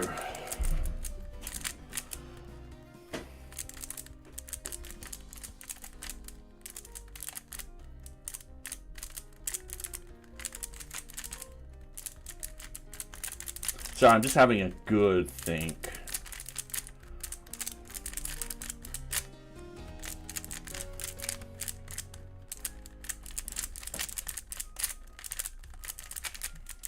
All right. So what we want to do is in here, sorry, we want to create this in the thing. In here, we need some serializers. So I'm just going to copy the serializer. I'm just going to paste it in. Oops. Same name. It's going to be called request for change serializer.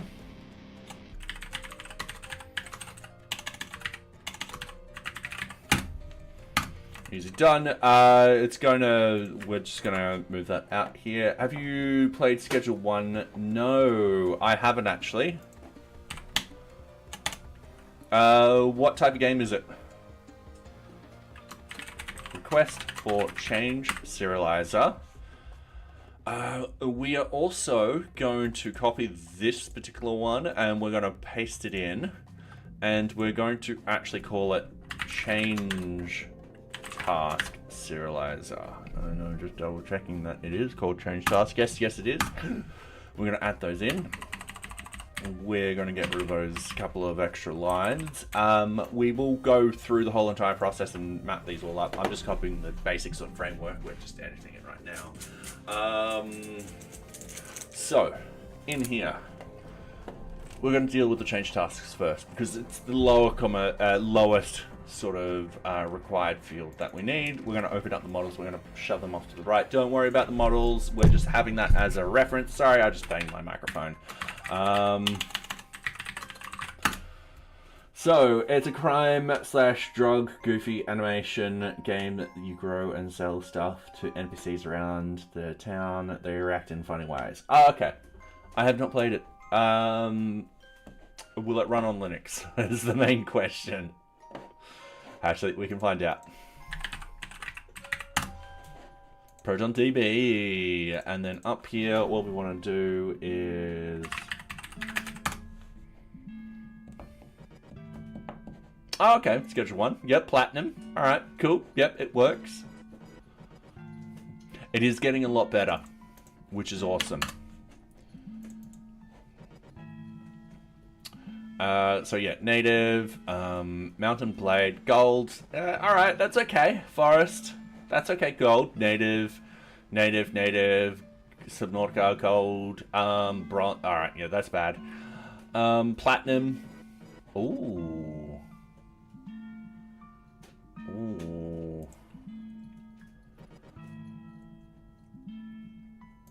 Ooh, hold on. Oh, still big.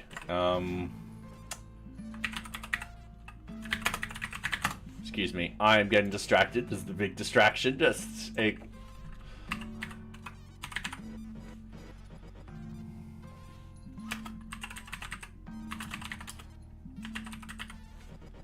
Alright, no, not in there.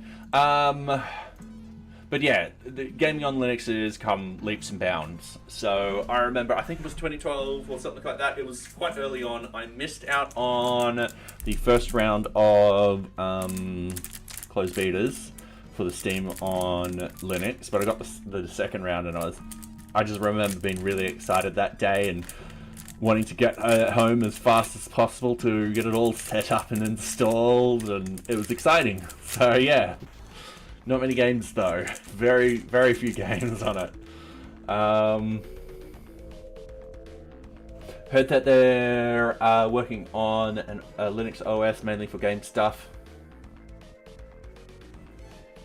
So, yeah. Wouldn't surprise me. Okay, cool. The REST framework, serializers, NearBeach. This is the change task, so this will be change task. And then this will be a change task. So this will then become change task serializer. Sweet. Looking at change task, we've got the change task ID. We'll have the request for change. That won't exist. That won't exist. Those three will exist.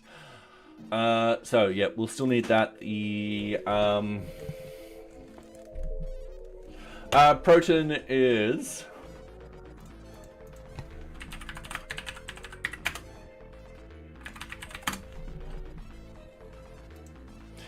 There we go. It's better spelt out in here. It's compatibility layer that allows Windows software, primary video games to run on Linux-based operating system. So yeah.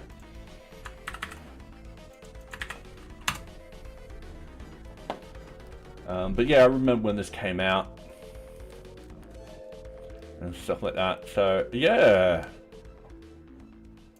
Oh yeah, Code Weavers. They did wine and right? Or am I? Oh yeah, on wine development. Yeah.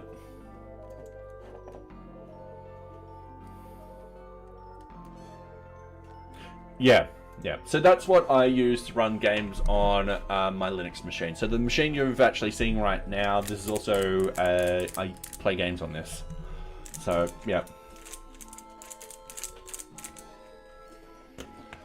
Alright. Sorry, I was somewhere. So, we need to change task title. Yep. Change task description. Yep. Start date, end date, they'll come through. Change task seconds, they'll come through. Change task. Ooh, change task seconds.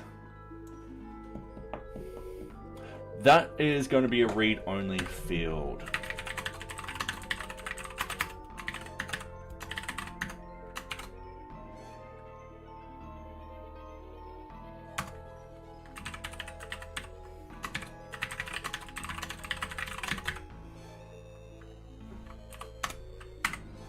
I think I can do that like that. It's all good. We all know I get derailed like there's no tomorrow. It's either Rubik's Cube that derails me or someone says something interesting in chat. So, yeah, don't worry about that. Okay, so we've got the change task seconds. That's going to be read-only. And the reason being is that's automatically calculated from the start date and end date. And it's a very simple calculation. The change task assigned user, that'll come through. QA user, that'll come through. Required by, that will come through. In fact, the required by, if it's null, it will be, we can automatically change it. And stuff like that. Alright.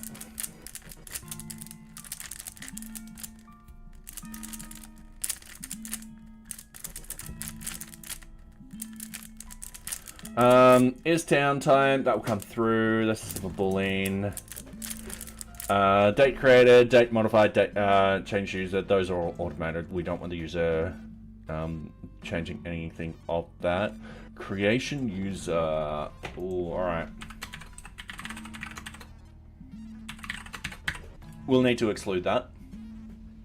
And is deleted. Alright, awesome.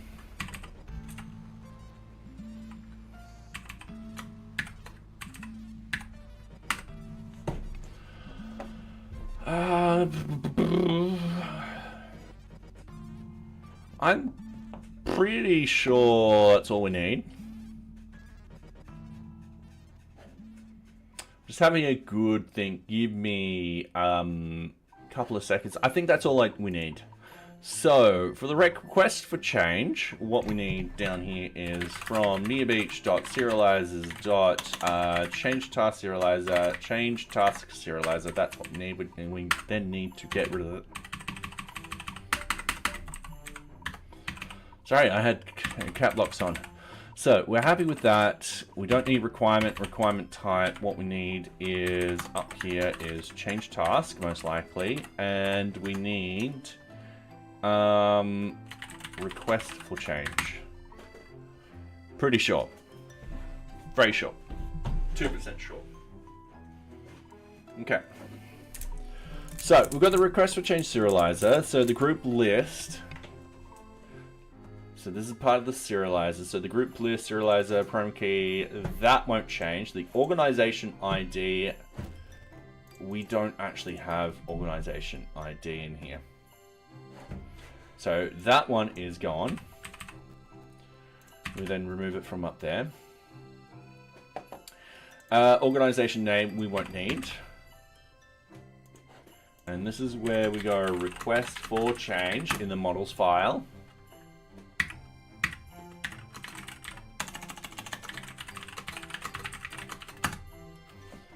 And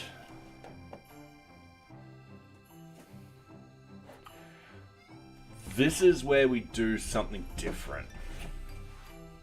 So,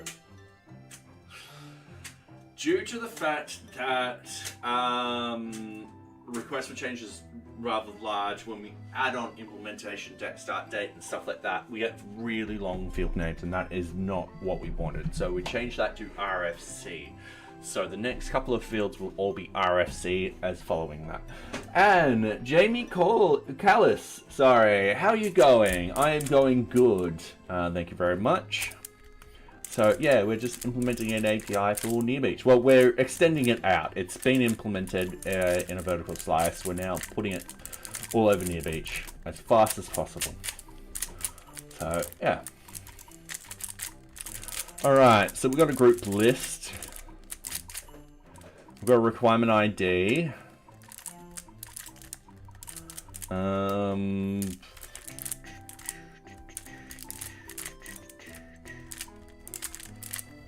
I'm also just getting lost in my thoughts too, and I don't know why I'm thinking about 032 and how we're going to keep 031 secure whilst we're developing it, because it will probably take us a couple of months to actually release 032, and I don't know why I'm thinking about that right now. And I hear a follow message. Give me a couple of seconds. And thank you very much. Give me a couple of seconds. I'm terrible with new names, and I just got an eyelash in my eye. Ellie Sharfify. Welcome. I do hope you are enjoying my content. And Jamie Collis. Or Callis, I don't know how to pronounce your name. I'm terribly sorry. Welcome. Thank you very much for the follow. Greatly appreciated. Usually I have my iPad with the what's going on in front of me, so yeah. Alright, so we've got the group list. What we want is RF request for change ID equals serializers dot integer fields. We're just going to yank this one and go RFC ID.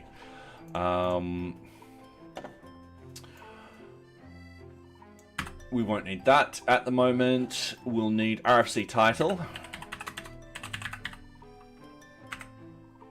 which will have a max length of 255. Easy done. Also trying to think, a lot of this would be in models. Got the group list. So I'm just having a quick think.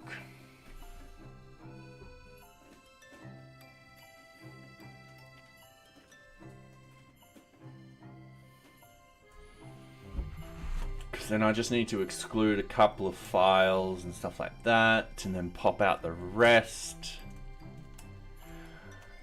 No, I want this control. Alright, cool. So we've got the title, RFC summary.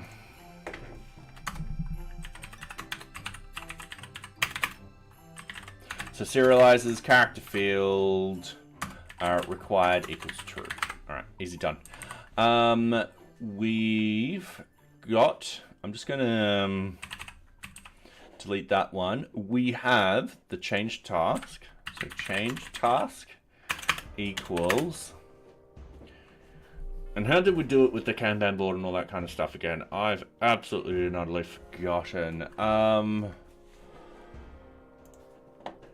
So we're just gonna revisit what we did. So requirement serializer, requirement items.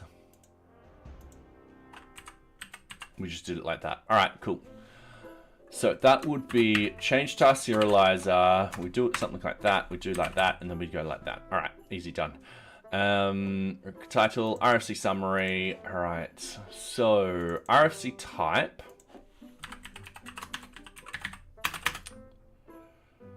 This will be serializers.choice field. And then the choices will equal RFC type, which we'll have to import. So we're on line 36. So if we go up to here,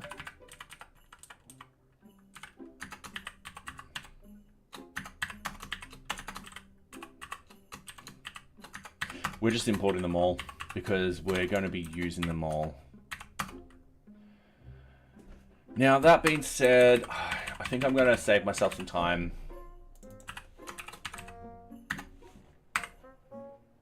Change task, group list. UUID.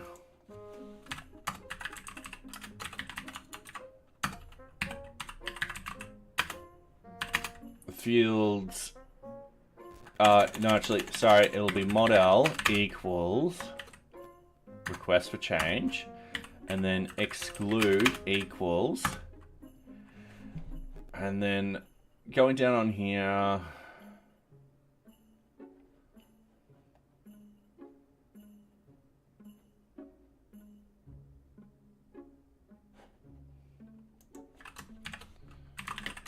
we'll need date created, date modified, not so much.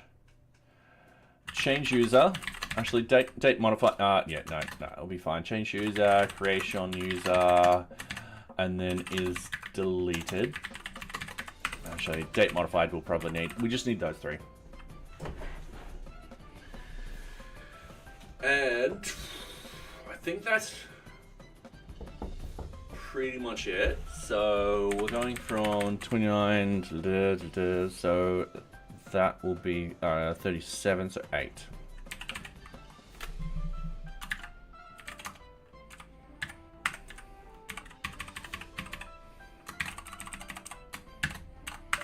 All right. Yeah, I think that's going to be a lot easier to do. Have it like that. Keeping it simple. Okay, and it's something which we might actually implement for the other sort of serializers where we're like, hey, a lot of this is just grabbing this, let's just do it like that. That's perfectly fine when we need to do it like that.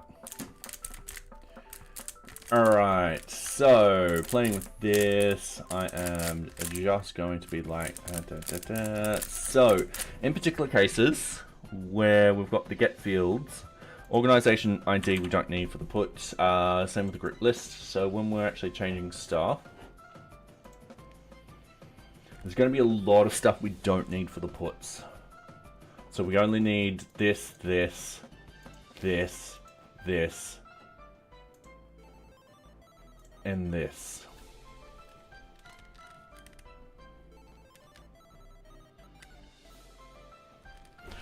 Now, another thing which we might implement in the future is the... Oh, ad break in progress. I am terribly sorry. There we go. So, for those on YouTube, we run ads every half an hour. However, I've absolutely missed this one because I wasn't paying attention, so I do apologize. Yeah, it's just so people who join won't get ads on Twitch. Yeah, that's it. So, yeah.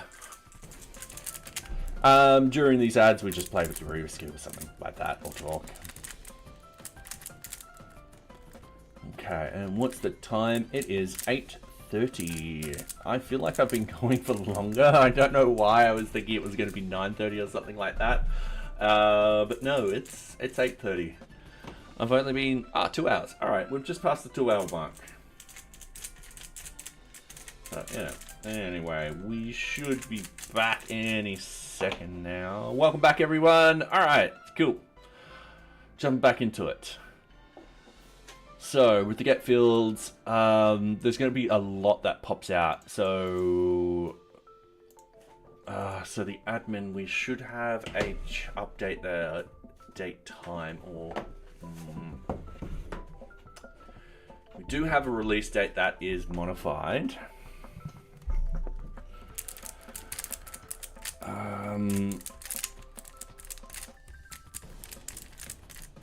Yeah. We do have a change lead that is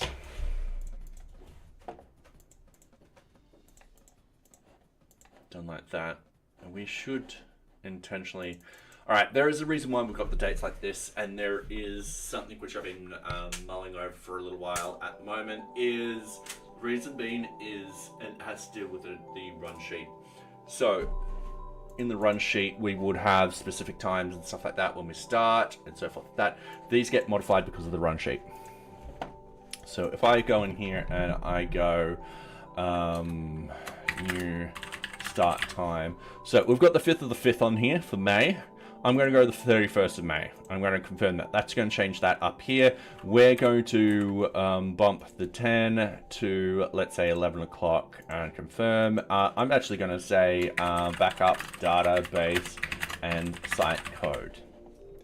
Easy done. So we want, let's say, the team leader to do this, and let's say the team members QAing and stuff like that. I'm going to go apply and close model. If you have a look up here, it automatically changes the start date and end date up here. So the important dates are revolved around the run sheet. So we still want start date and end date to happen, but we don't want them to be included. All right, so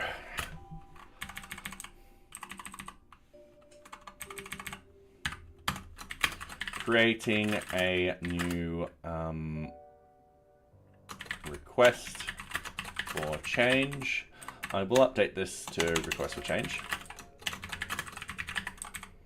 So if self.context request.method equals post, we are going to fields.pop out the start date and end date. So I need to, in here,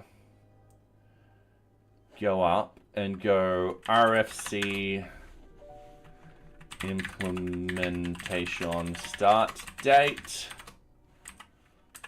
none. We're going to do the same with the end date.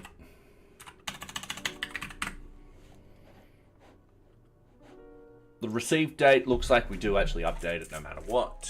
Actually, no, when it's...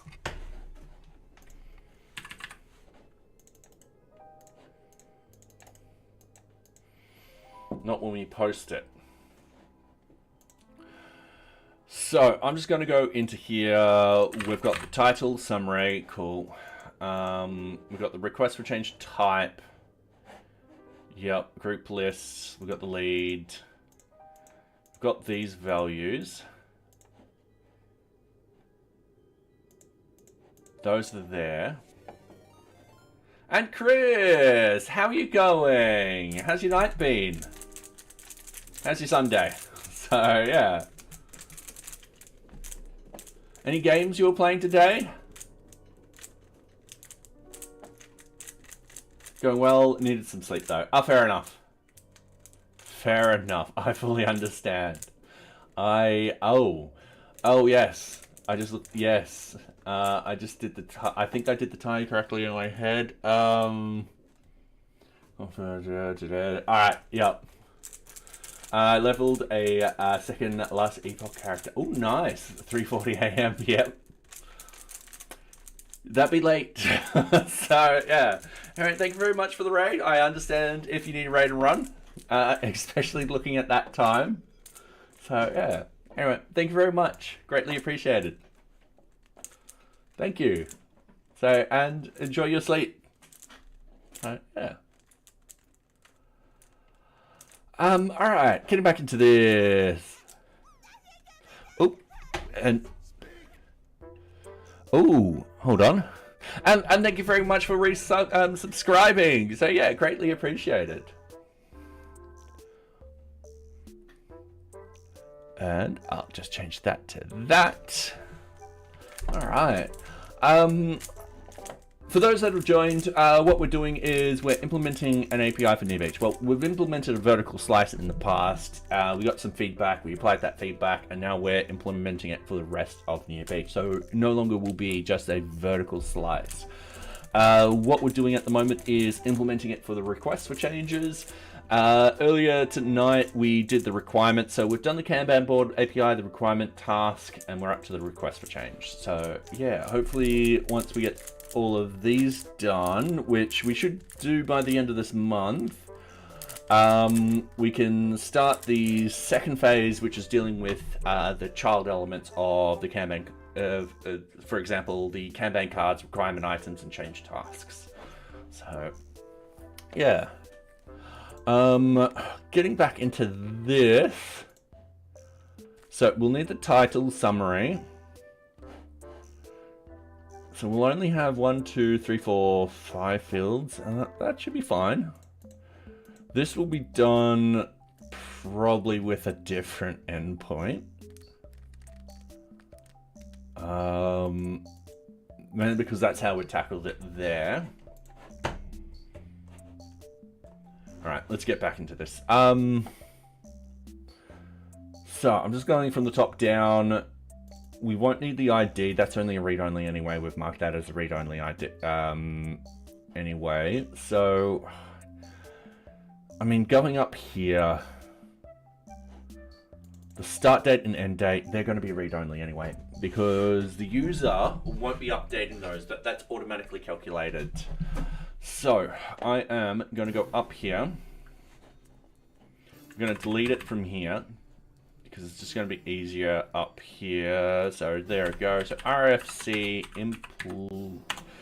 implementation start date equals serializers dot read only field, and we won't need a source or anything like that. And then RFC implementation end date equals serializers dot read only field. All right, I'm happy with that, because the end user still wants that information. They still want to be updated with that. However, they won't be touching it. All right, cool. Yep. The release one, when the user creates the request for change, they won't be doing that. The RFC version, they'll be definitely doing that. The status should be read only.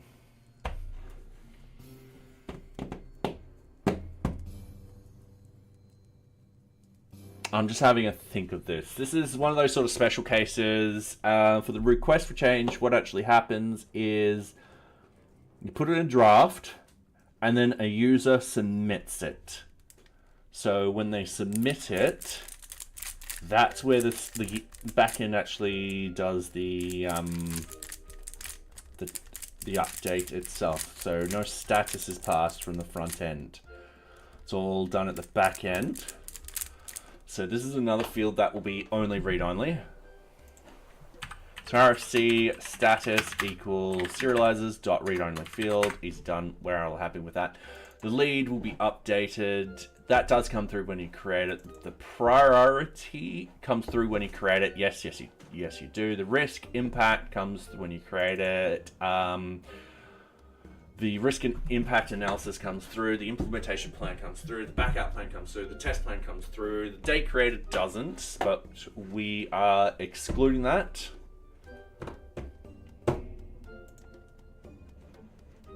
We might need to actually state that that's read only. Not a problem. We'll just do that right now. So RFC date created equals serializers dot read only field. Easy done. Date modified equals serializers dot read only field. Change user, creation user, and is deleted is excluded. So that should deal when you create stuff. When we're updating stuff, this is the big one. This is where we're going to go through this list again. So the group list, once again, that's actually handled somewhere else. That's actually handled with another API endpoint. So that's not touched. And the reason why we do that is because it's the same code. Yeah, it's an existing sort of feature in NearBeach already. So group list will be excluded. The ID is a read-only anyway. We've already stated that. The title itself will be updated. The summary will be updated. The type will be updated. So this is the type.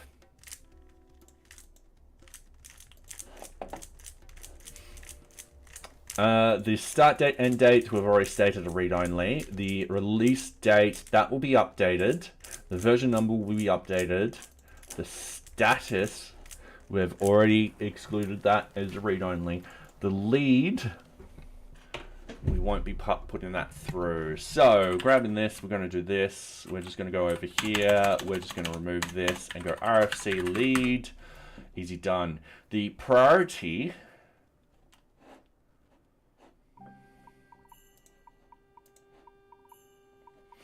this is where everything else is in a different place.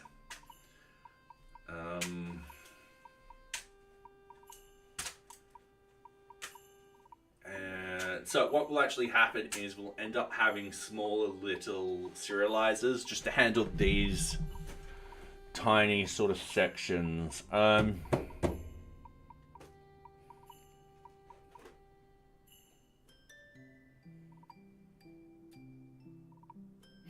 I'm having a good think how I want to tackle this.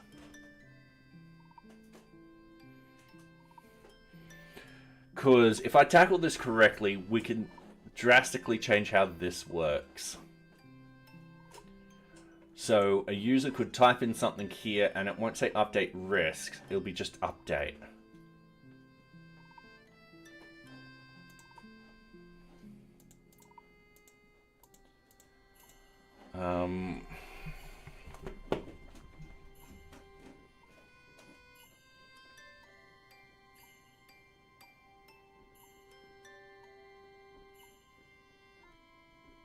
Yeah.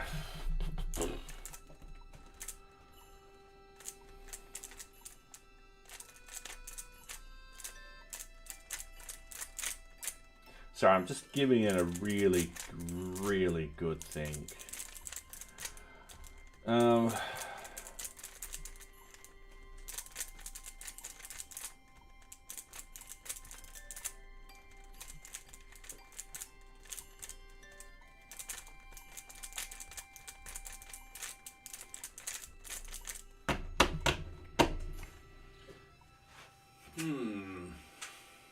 Because at the moment what actually happens is we've got the update for requests or change. That only updates this information down here. Down here we've got this, so you would add in a group, like empty group, and it will handle that like that, or you delete that. So it's separate from all of this up here. This risk, this in here, that's actually separate for all of this up here. Hence we say update risks. And when we click on this update implementation plan, when we click on the run sheet, that changes to new task item, so we can actually add in stuff. I'm just wondering if we should do it all in one hit, and part of me is leaning on a definitely don't. That's just going to cause more problems. So we're going to keep it like this. The best thing is we can get feedback from people, from other users who say this is a little confusing. We should be able to just have one button to save everything. So, yes. All right. So,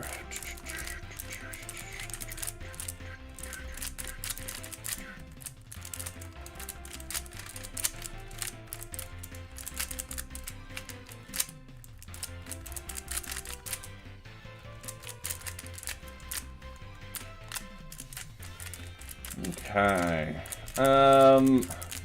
Yeah, I'm going to separate everything still.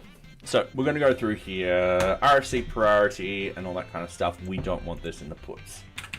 So I'm just going to copy, I'm just going to paste, I'm going to cheat like that. We're going to do a few RFC risk. Actually, one thing I want to do.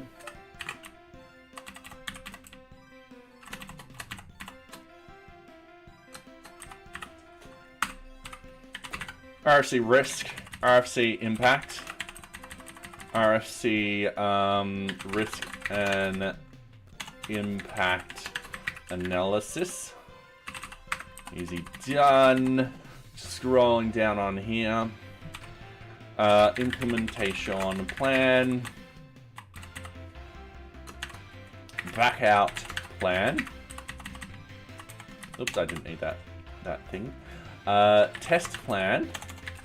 Because yeah, all of these are done separately.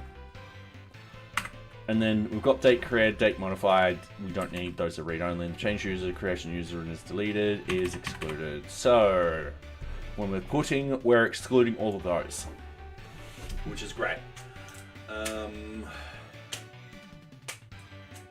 Yeah, that should. I just dropped a cube. That should do it.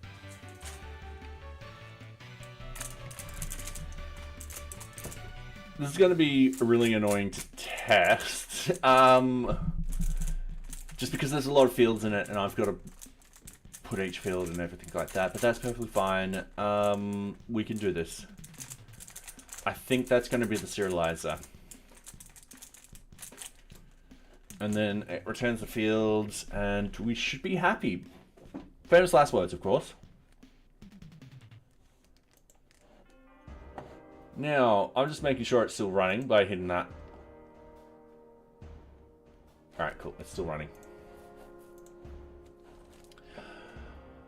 Alright, let's start doing the API. I'm going to base this off... Hang on. Before I do anything.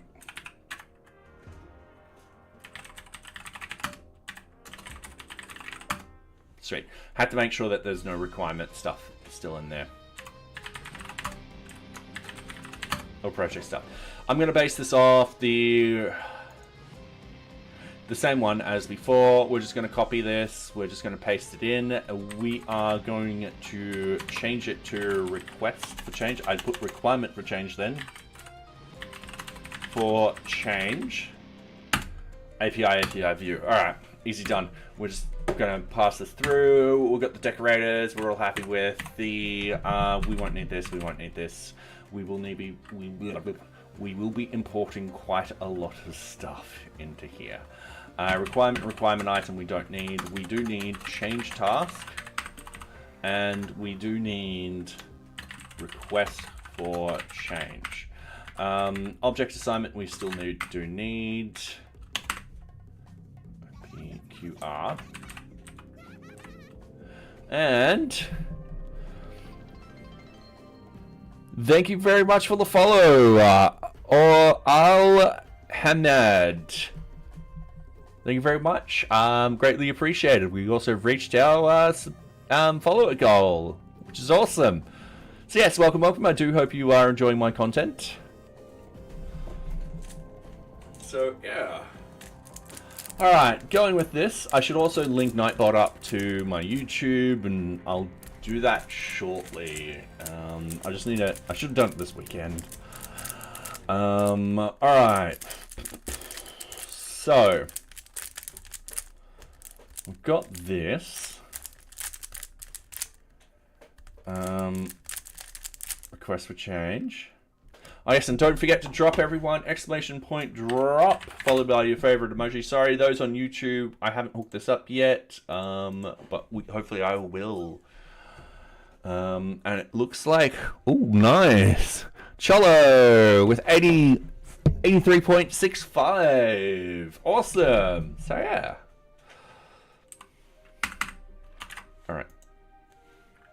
Where was I? I was request for change, user group we still need. We need to, from NearBeach.serializers.change task serializer import change task.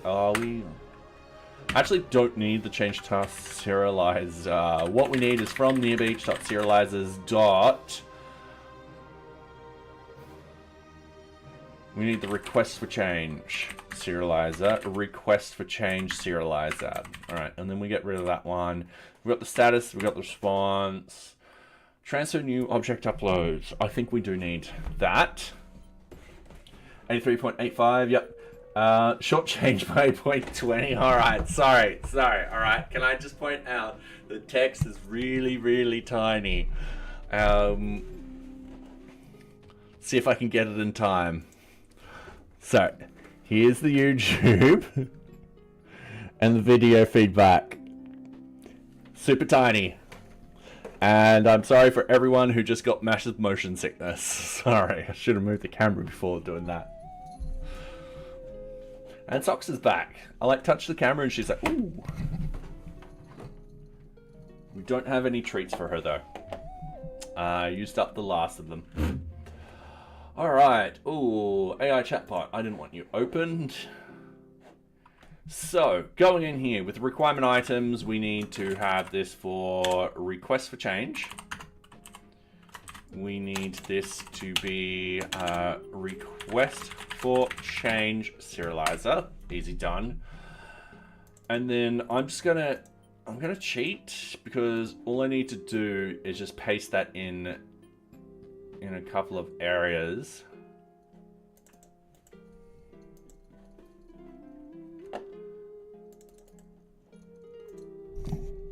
And that should solve that problem.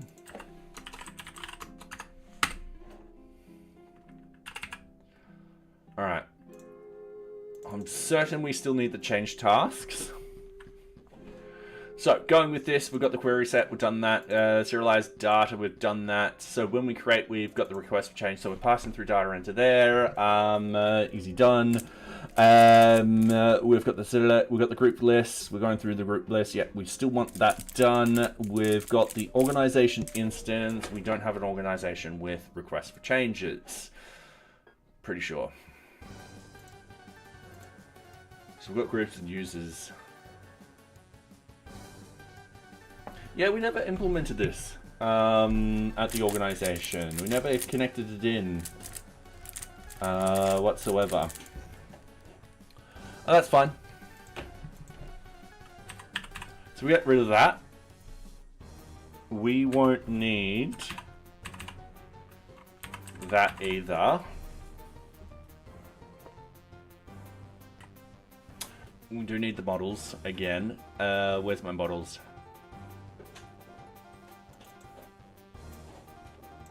I need to get a new stool. My stool is creaking whenever I put my foot on it. Alright, so down here we've got the request for change submit equals request for change. We're going to go with the RFC title equals the serializer data dot get, and then we've got RFC title is done. Yeah, RFC summary equals serializers dot data dot get RFC summary. Easy done. RFC type. Ooh, we need the type up here. Get extra attributes or get instances. Easy done. So we're going to have it's called RFC type instance equals.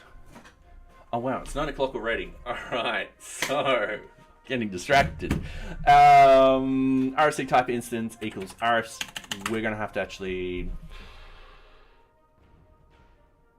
Is that an instance or no? No, that's going to be fine. Serializers.data.get RFC type. Now, the reason why it isn't an instance and why I thought it was an instance is that it's actually set values. Now, I thought that we've done something smart and we've had our own sort of drop downs and stuff like that. But if we have a look in here, now that should be version. If we have a look in here,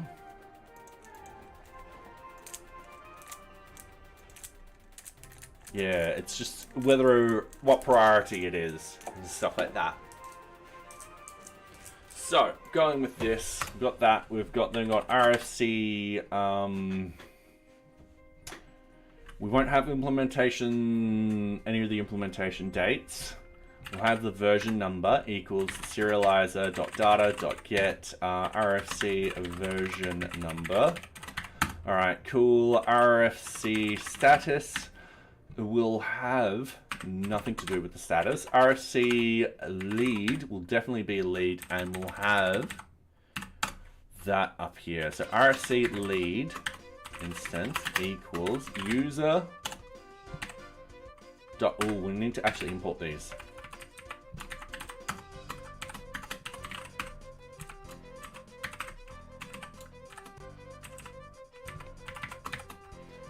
I forgot what line I was on. There, perfect. That was a guess and a half.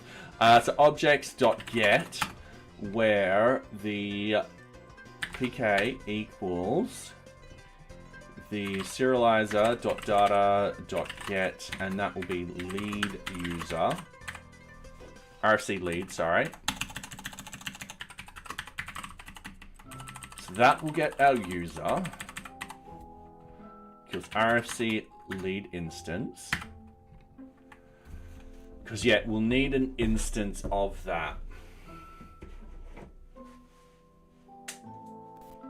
I think. Maybe not.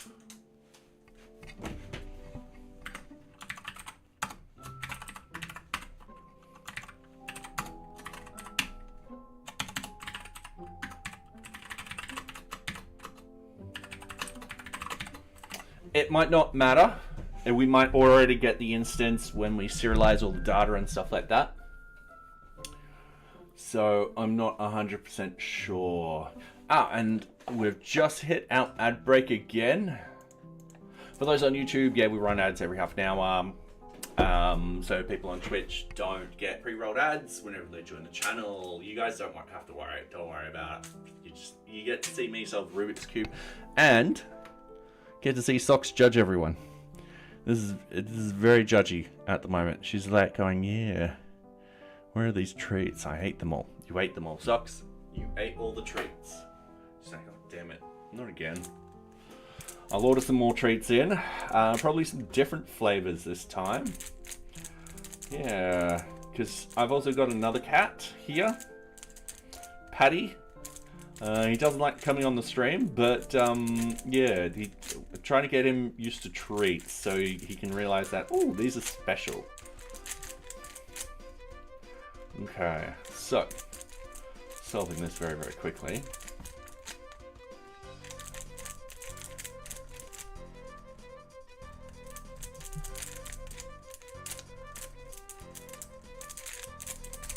There we go. Easy done. That's all solved. Where are we with the ads? About 13 seconds left. So, yeah. Get to see Socks judge. Look at those judgment eyes. She's like, oh, and all right, are you, all right, you want a little pat over here. And welcome back, everyone. All right, so for those who were in the ads on Twitch, you just missed the best judgment eyes ever on stream. I'm sorry. They were great. So we've got priority, we've got risk, RFC priority.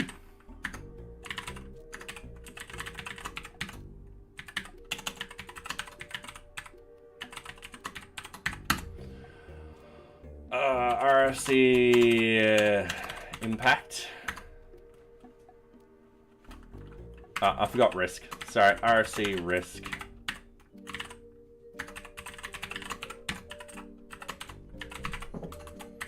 I'm sure there's probably a quicker way to do this in Vim and stuff like that. I just don't know. RFC impact equals serializers.data.get C impact. RFC risk and impact analysis equals serializers. Sorry, this is just the same code over and over again.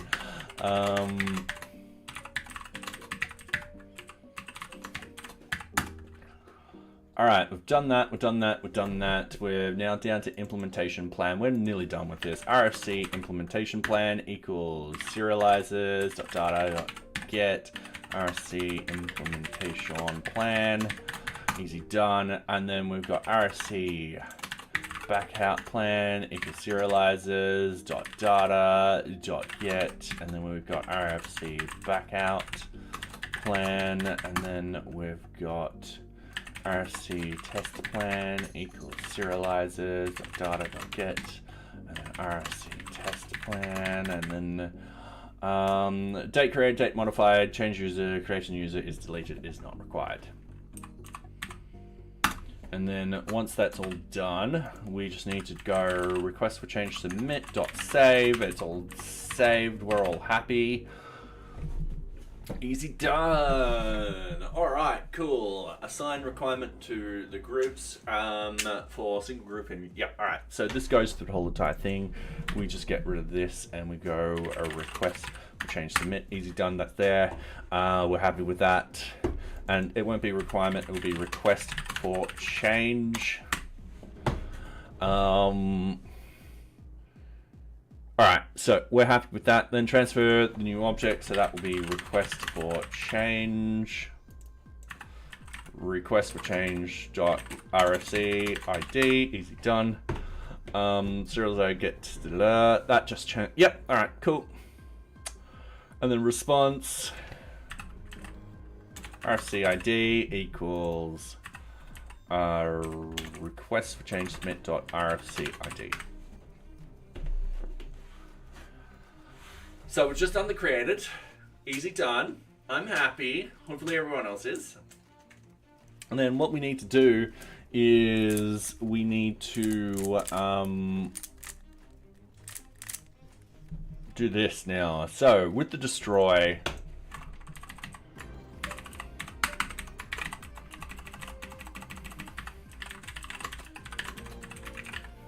we just need the request for change is deleted, change user save, and then response request for change deleted is done. We're all happy with that. We've got then the list.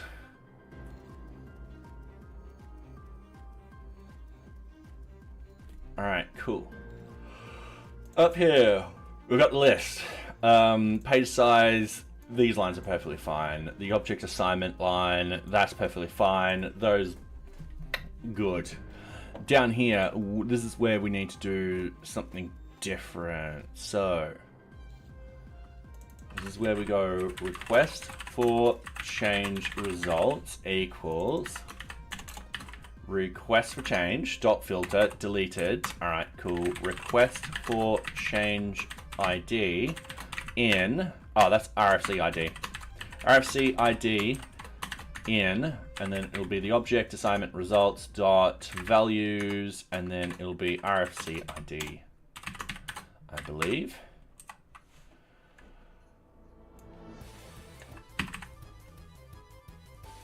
Yeah, I think I've kept it like that. And then from here, yeah, this is a list. That will then become request for change results. That will be many true, and we send back the results, and we're happy with that. That's what we want. Okay. Awesome. Okay, sorry, I'm just playing with the cube at the moment.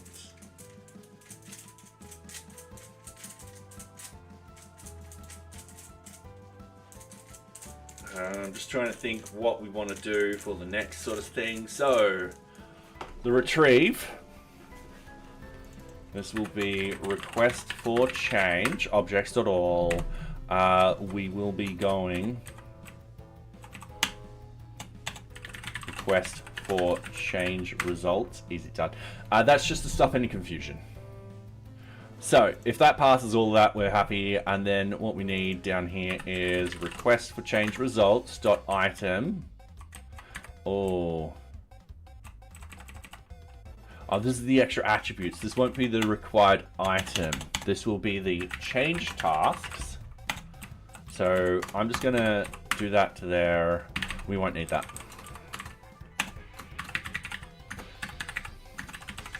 So we just need the change task is deleted equals false, and then what we need to do is RFC ID. Oh, request for change ID equals the PK.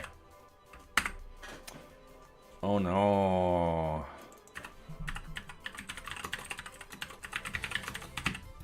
That will then be that. So we're grabbing all the requests for changes like that, and then it'll be request for change serializer, request for change results, and then we send back the one we want. And that should be that.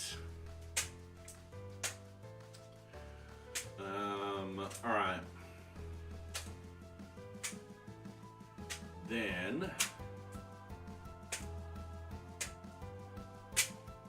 we've got the update.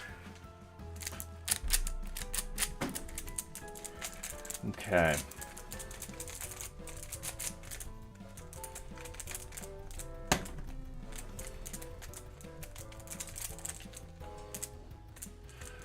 All right, so with the update, we've got the serializer request for change. We've got that coming through. That will work perfectly fine.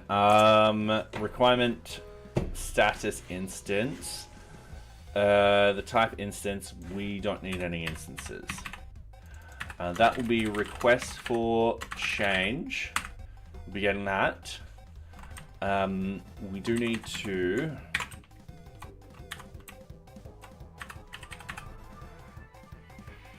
I'm going to say RFC. In this sort of case, it's just because request for change is getting really, really long. It's going to make that a very, very long sort of thing. I'm just condensing this down. Now, with the serializers, this is also where we go through this whole list again, and we delete what we don't need. So that will be RFC title. That's going to be...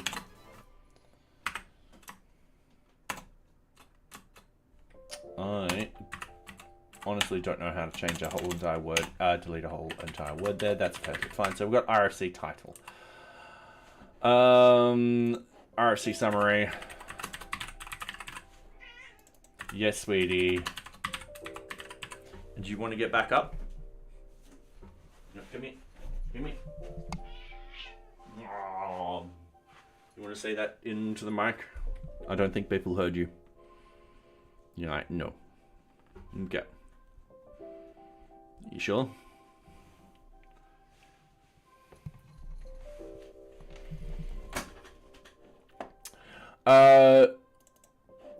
RFC type.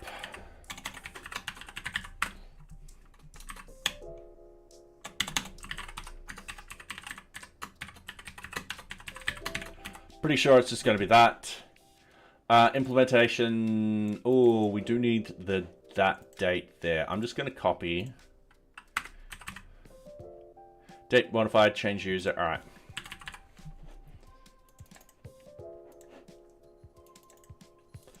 Oh, sorry. I'm kind of cheating. It's perfectly fine. All right, version number we need.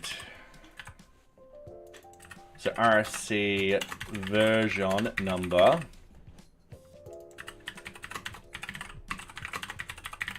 Easy done. RFC status, no. RFC lead, no. Priority, no, no, no. All of that is going to be a no. So we only need this data here, which we're happy with. And then it sends it back in okay. All right, sweet. Let's get this tested. All right. Jumping over here, we're going to essentially close all tabs, but we're going to save all changes. All right. The reason why is we're happy with all of that. So I'm going to go and I'm going to duplicate requirement because we've got all the tokens all set up and stuff like that. So I'm just going to move forward. This is going to be request for change. We're going to open up the team leader. We're going to open up this request for change. All right.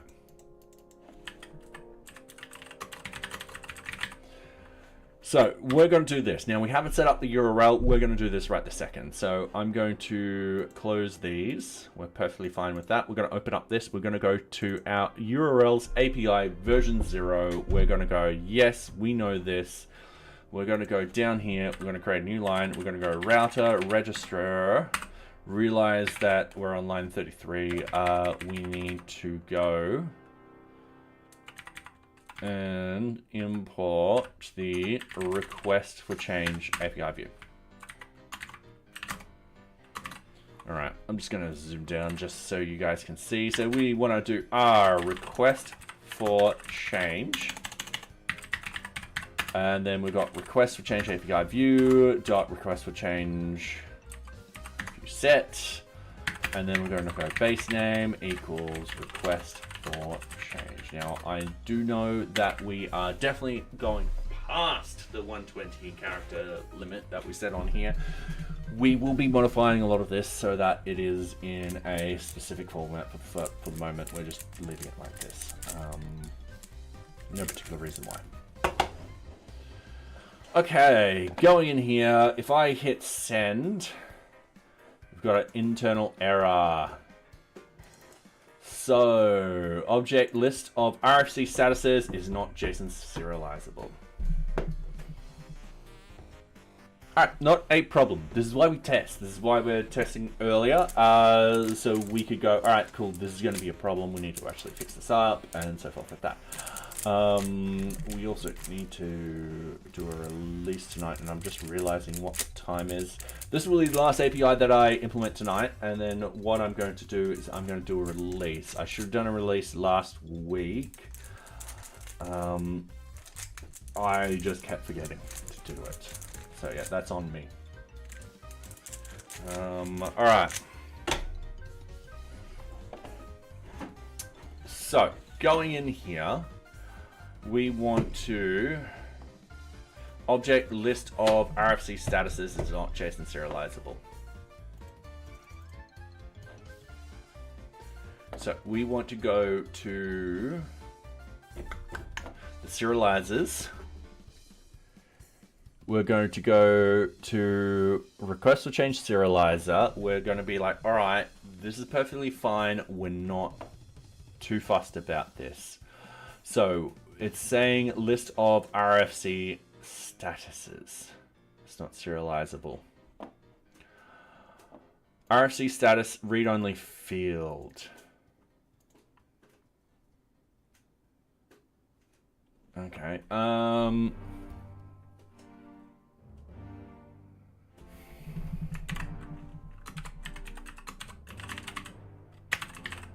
Alright, use serializer dot choice. Hang on.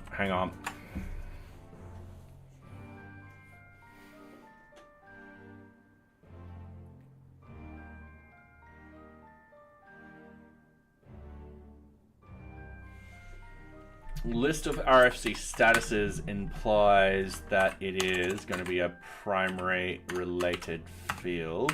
So that's 28. So what I want to do, list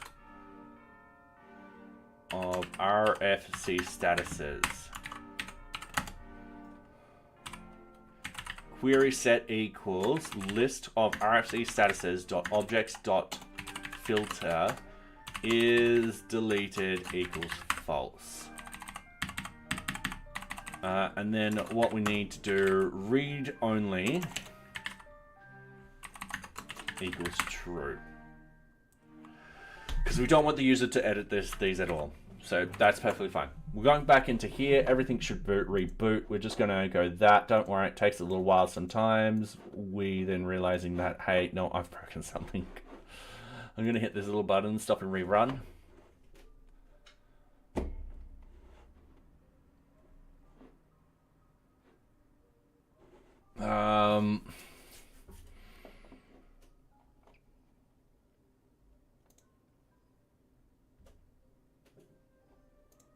Yeah. We do want the statuses coming through to the user and the front end. We definitely want that to actually happen.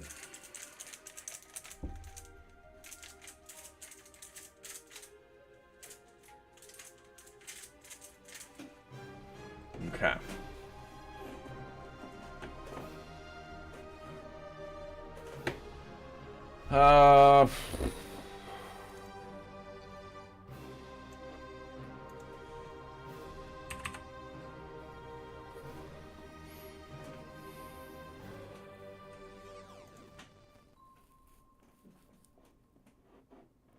I'm going to have to pop them in certain cases. So going down here, what we're wanting to do is when it's a put, RFC status.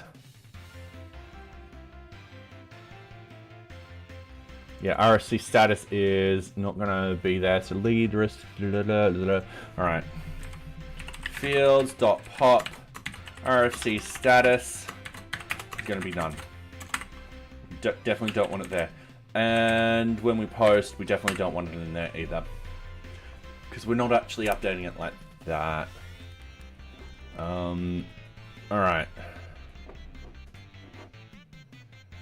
Now, oh, down. Don't you dare.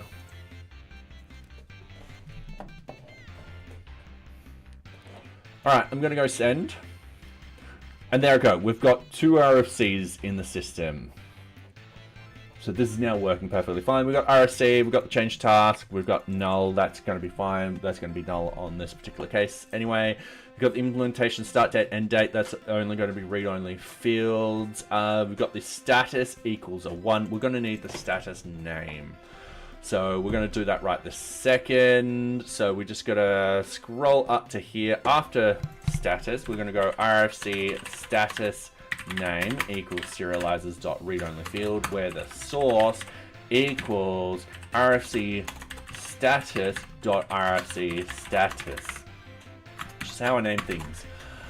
We've got date created, date modified, RFC title, RFC summary. We've got the RFC type. So we're going to have to also do that too. So, we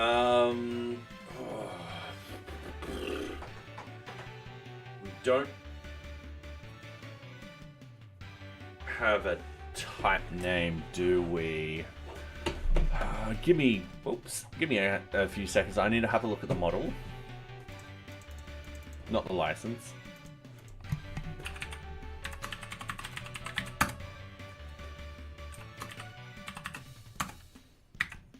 Oh, I thought I clicked on the models.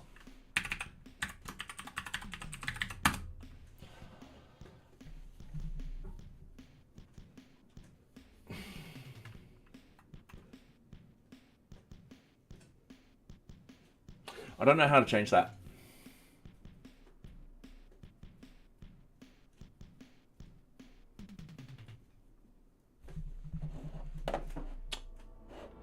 All right, give me a couple of seconds. Django REST framework. Serializer tuple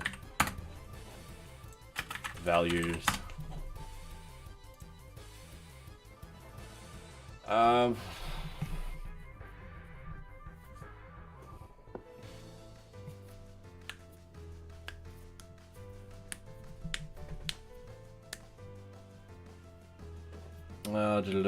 Serializes list fields basically as listed. Alright, cool. No, not what I mean.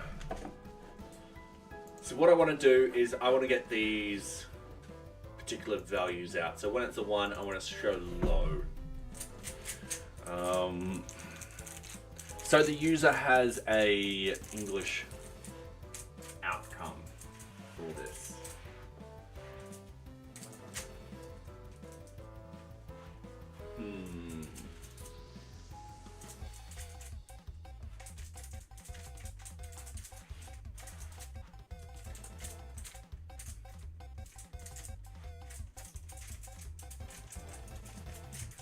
I honestly don't know. All right.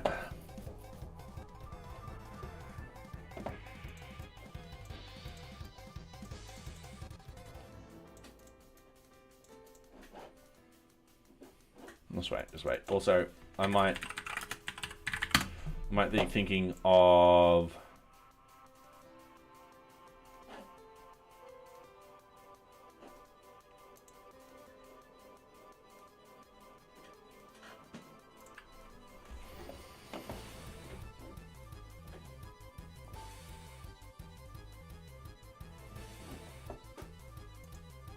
it might not be a tuple.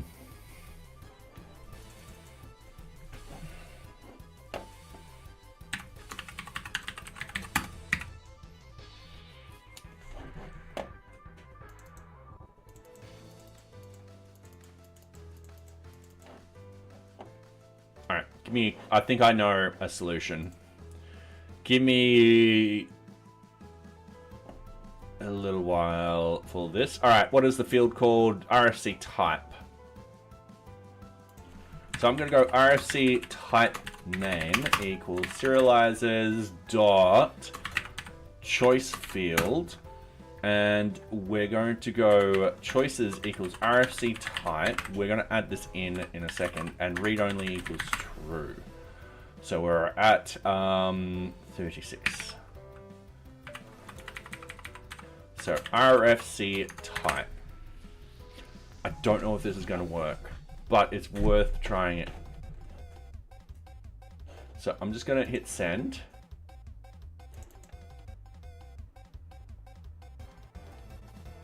Now we have type, but type name doesn't appear in here. We've got title, summary, type, release, version, priority, risk, impact, risk and impact analysis, implementation plan, test plan, lead. No, we don't have type in here, or type name, I should say. Now I'm just going to hit refresh, just in case we need to start and refresh everything. This is for request for change, yep.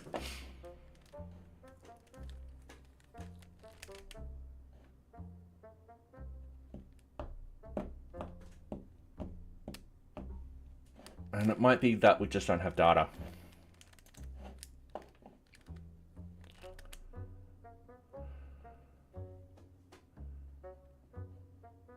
Yeah, we've got type.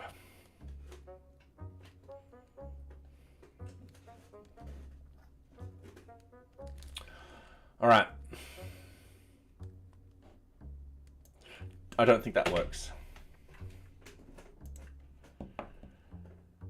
However, what if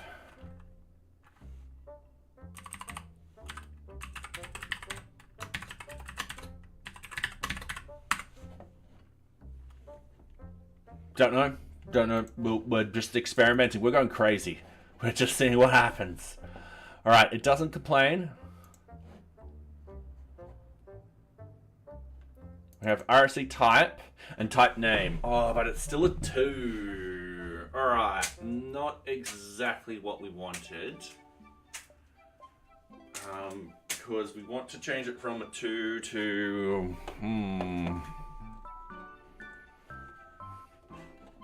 Okay, if we go into models, we've got an integer field with choices. So, Django REST framework, integer field with choices. All right, cool. And we've got. All right, sweet. And hello, San1 Co. I am building, I am implementing the API functionality into NearBeach. So we're, in the last couple of weeks, we implemented a vertical slice of the API. We got some feedback, we implemented that feedback, and now we're implementing it for other objects within NearBeach. So NearBeach is an open source project management system built using Django and VueJS. So yeah, welcome. I do hope you are enjoying my content as we figure this out. And I play with my cube. So, in here, we've got accessibility. You can only get the read-only serializer field with the verbose value of the model field with the choices through getThroughDisplay method. So, serializers char field equals get accessibility display. Alright, not a problem. Let's just copy this. This is a good example. We'll just paste that in as reference in there. Realize that I pasted it in the wrong freaking file. We'll undo that. We'll paste it into here. So we've got the RFC name. This will be that. And then what we want to do is we want to get the display of that. So hopefully it's that simple. If it is, that is awesome news. So yeah. All right, let's test this out. Let's hit this. Oh, hasn't come back. So we've hit a problem. I'm just going to rebuild. We've probably broken something. Yeah, we're broken. Choice field in it, missing choices. Now, in their example, they've got a character field. And this will be read only equals true. Alright, cool. And there it goes. So we've got the RFC type name, so medium, sweet. And then we've got the type somewhere else. It looks like what I'll end up doing to get these all sort of in alphabetical order or in a particular order, I will have to actually do the fields field and just include it in that particular way. Not a problem, can be done. Just because, yeah, this is in a random order at the moment. So, yeah. Unless there is something which we can say, send back in alphabetical order, which would be awesome. So please say me if possible create automation in second. If possible create automation in second plan. Sorry, could you ask that question again? I'm a bit confused, Sand. Please say me if possible create automation in second plan. Sorry, I don't know the context at all. Alright, so going back with this, we're just going through all of this, so we're all happy with that. So we've got the type done. We're going to have to do the same with these three, so I'm just going to copy those. And the RFC lead we're also going to have to do. Not a problem. Once again, we just go to the serializer. We are just going to do this and paste those in like that. That's just as reference. And we've just hit ad break, so yes. For those on YouTube, we run ads every half an hour, mainly because Twitch has pre-rolled ads, so if you visit someone on Twitch, you get an ad. We hate that, hence we run ads every half an hour. So, yep. And you just don't miss any content. You guys get to see me do this. Alright. So there's about a minute left for the ads. So, doing this, we're going to do this, and this, and this. Like so. Alright.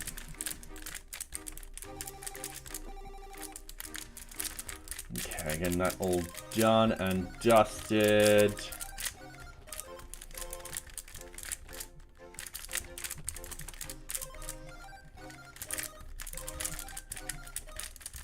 Easy done. Alright. Cool. I'm happy with that. Yeah. So hopefully everyone's going well. Yeah. I think this might be the last ad break of the night. Just because it is 9:35 now. So yeah. I will hopefully get the request for change done. I think we're in the testing phase. Hopefully testing only takes half an hour and we can push everything and just do a deploy tonight. So fingers crossed. So yeah. And welcome back, everyone. All right, cool. What are we congratulating me on?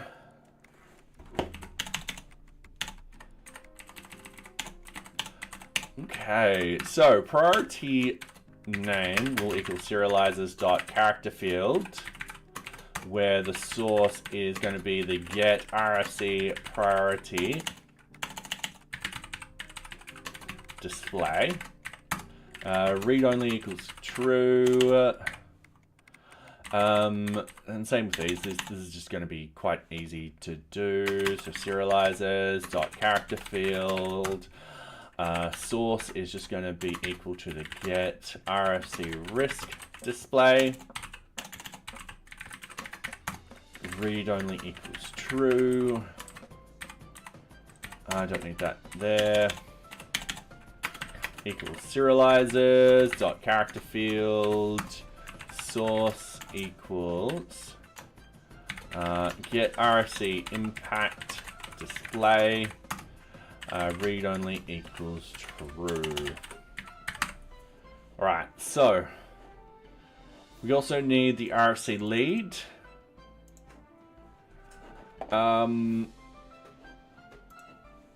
So RFC lead username equals serializers dot character field, or actually,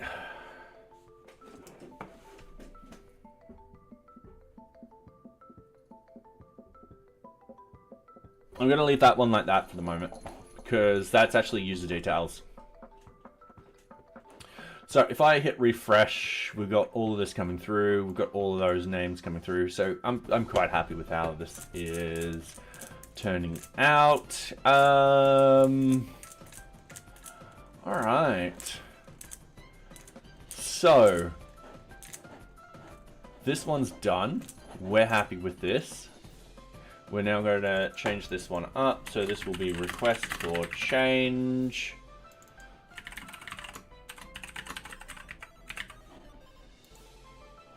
Yep, this is forbidden. You do not have permission. Yep, sweet. That has passed that test.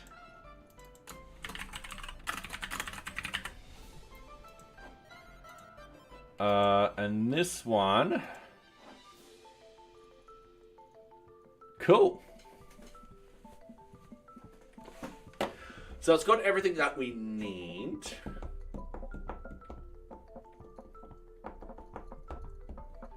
For the single user and stuff like that. It's got the requirement items. I mean, it's got most of everything. Oh, that's requirement. Oh, sorry.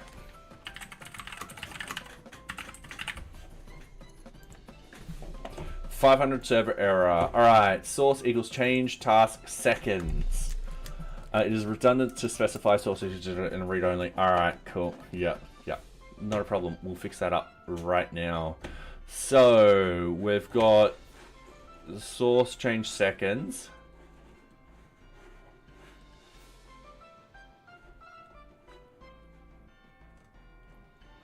Now, is that...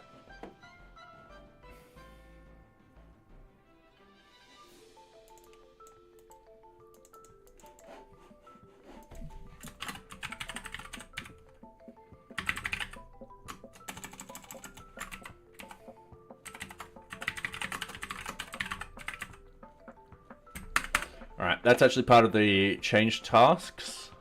So part of the change task in here, I've got like that. It should be that. Easy mistake to make. That's why we test. We fix it. We get over it. So I'm going to hit send. Alright, perfect. So we got the RFC, we got the change task, we got everything in the change task. I'm looking at everything in here. We've got the change task status and the request for change and the... Alright, so the change task status we'll need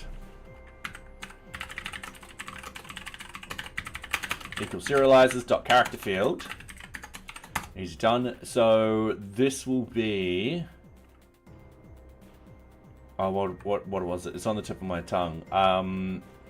This is source equals get change task status display. Read only equals true because yeah, we're only got read only for this. Downtime is fine. Request for change is fine. Change task, assigned user, and change task QA. We're keeping those as those particular values. It might be one of those things that yeah, because we're dealing with usernames and stuff like that, I will need to double check how I want to implement this properly. Yeah. I might feed the names through. Yeah. All right. Cool.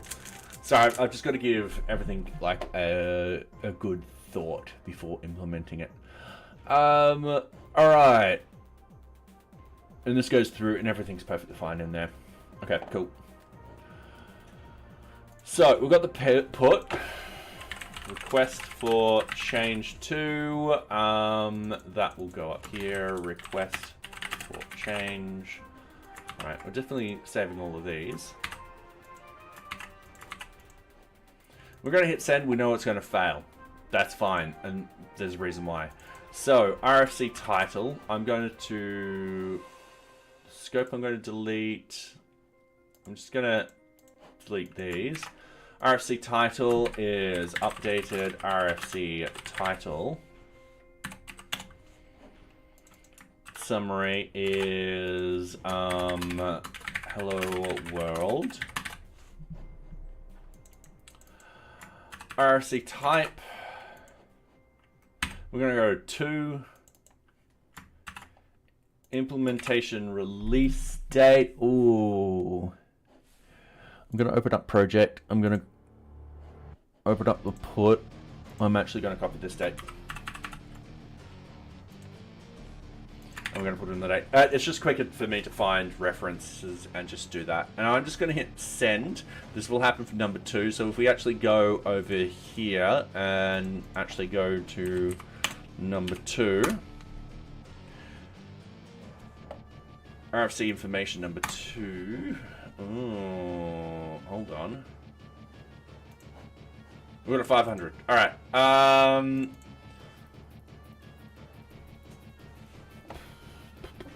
So it's complaining about this. Okay.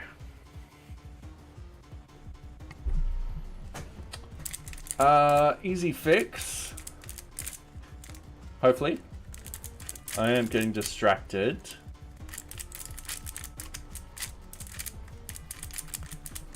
Alright, cool. So, what we want, RFC version number. RFC version number. Update. I'm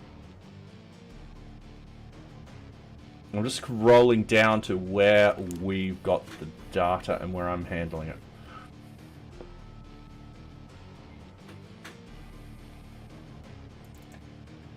To do request to change API view. Line 152 in update.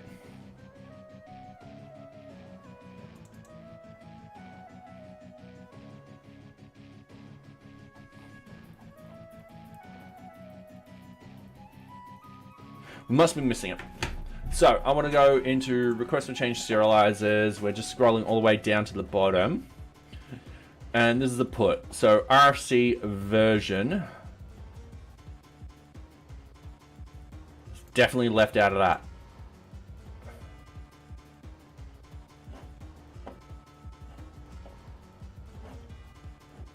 And we should be including it.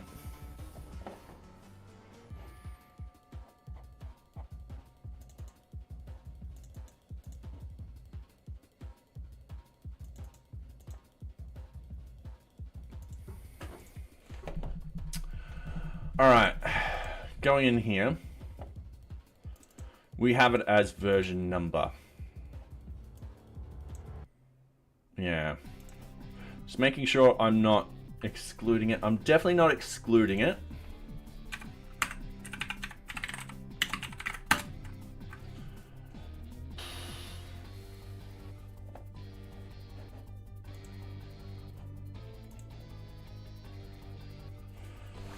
Okay. Oh, just pull that along. Do we just not have it? All right, no problem. We're going to go back to the get, and we're going to try and find it in here. We do actually have RFC version number in here. Am I just missing it from the data where we're requiring it? So I'm just going to put it in here. RFC version number equals serializers dot character field required equals true. And then if I send this, that's a 200 still. If I do the puts now, there we go. It will. Version number, yep. All right, cool.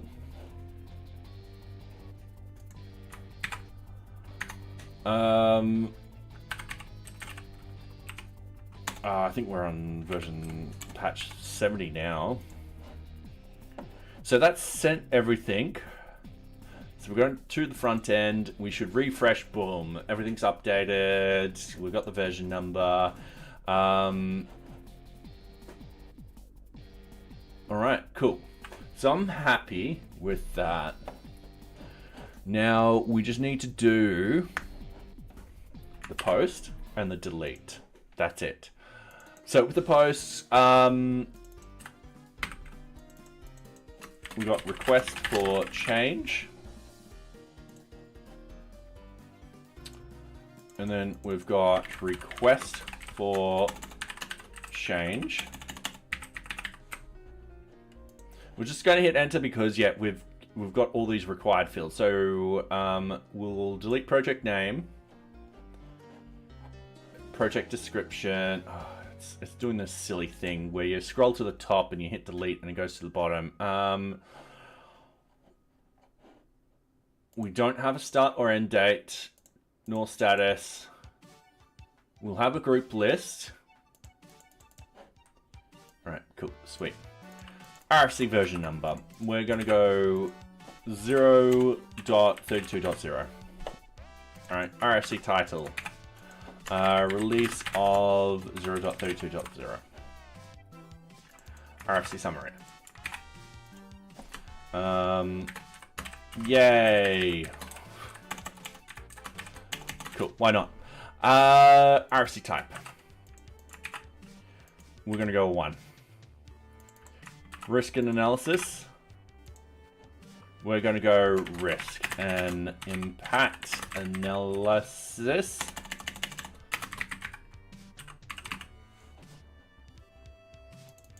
Implementation plan. All right, implementation plan.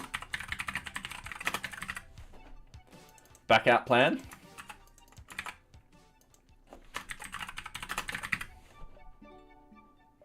Test plan. RFC lead, we're just going to have it as the user 1. And we're going to hit send. Now, we've got a 500 error. Must be a user instance. All right, not a problem. Cool. Will it tell me which line this is on so I can quickly go to that? All right, just scrolling down, 45. So, 45, that's the serializer. We want the API. We're just going to go 45. We're going to go up here. It's stating that we need to do this. So, the lead.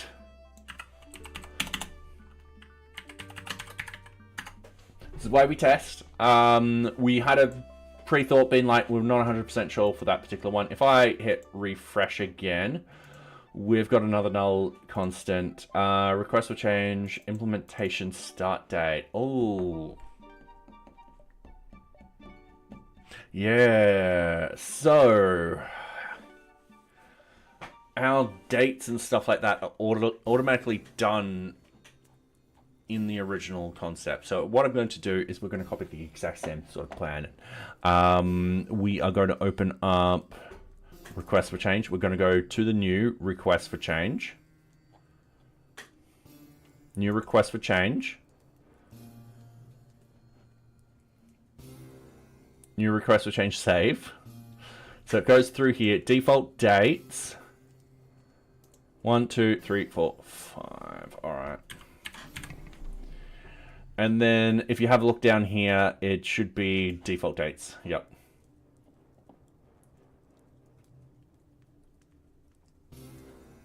Yep, that's it.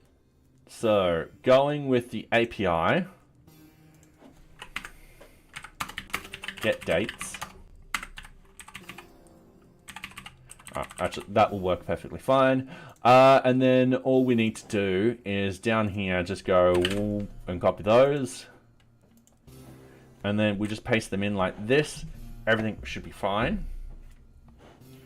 We then hit send. We wait for this to come back. We've now got priority. So the priority, RFC priority.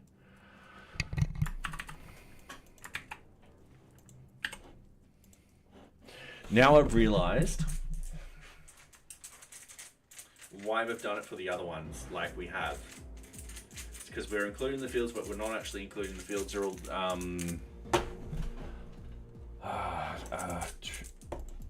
Django REST framework, all fields are required.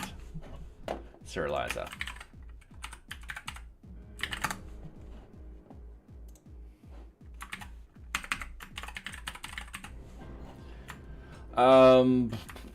Defaults to false, yeah.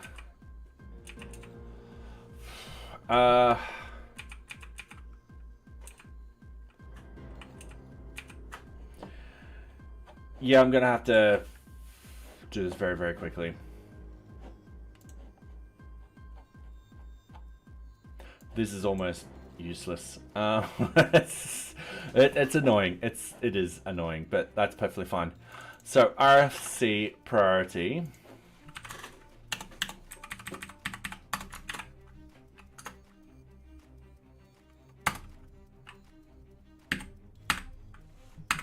Oh my god, will that just let me paste?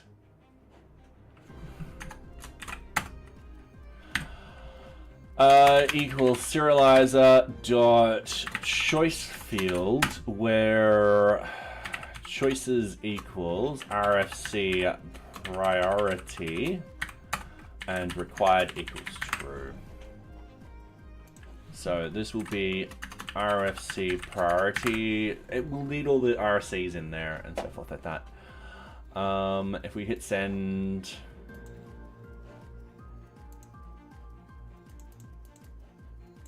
RFC risk, yeah, all right.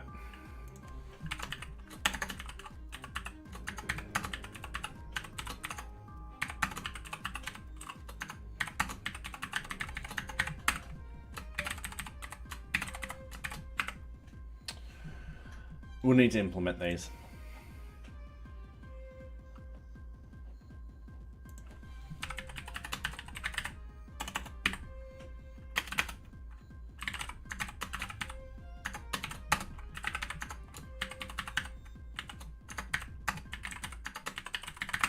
It's going to be very, very simple to do. We just do something like that. So 1, 2, 3. I don't think we need approval. So we just need these 3 to happen. So I'm just going to do that. I'm going to cheat drastically.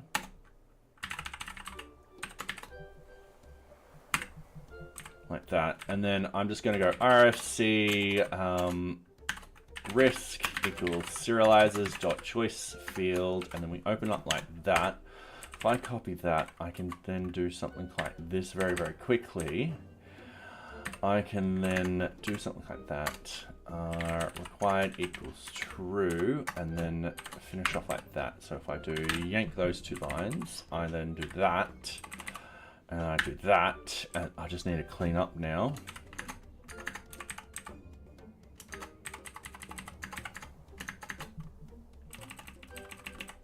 That will be no. That will be impact.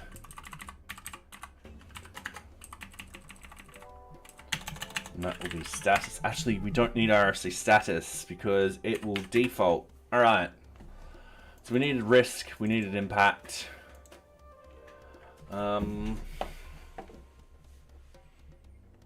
Easy done. What I'm going to do is I'm going to delete all of those. And the reason being is I'm going to do that. I'm going to do that.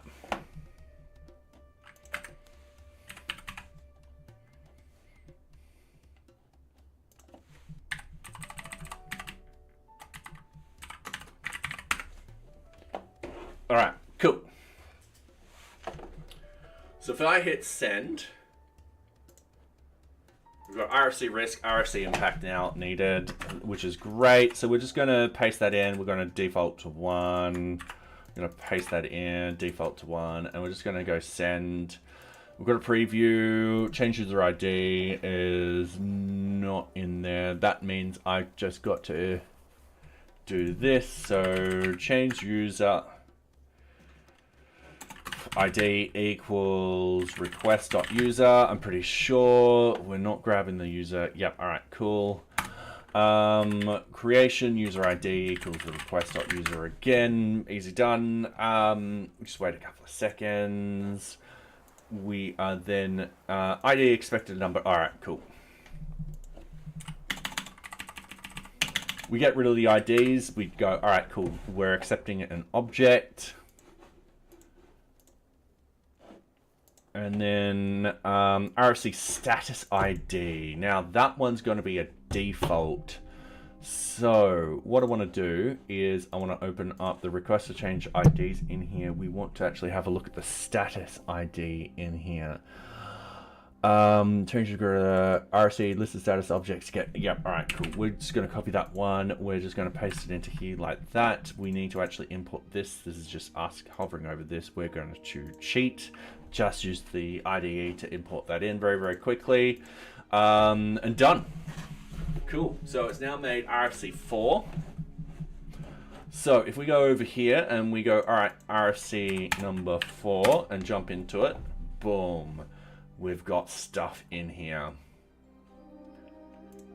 And we've got the correct sort of stuff. Yeah, cool. All right, so what I got to do now is let's commit this code. Let's find someone to raid. So we want to go cd sites NearBeach. We're going to go git status. All right, git add, git commit, applied the API to both, what was it?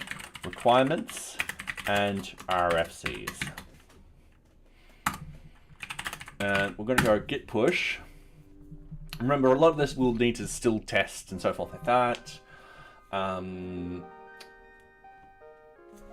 Yeah, if we have a look at our articles, so we've done, hopefully next stream we can get these 3 done and done quickly too. The customers and organizations will be a lot easier to do. They'll essentially we'll copy what we do with the projects and do that very, very quickly. Then what we've got to do is write all the unit tests. So judging from this particular month, 1, 2, 3, 4. We've got 4 streams left. I reckon we could, yeah. I reckon we can do this. All right. Anyway, let's commit. Let's also, I'll do the release after stream. Okay, cool. I've just pushed. Sorry, I completely forgot I did that. It's late at night. I'll do the push up. Sorry, I'll do the release after stream because there's a bunch of stuff I've got to look up and so forth like that. So yeah. Let's have a look. We rated Oik the other day. Let's raid Casper. All right.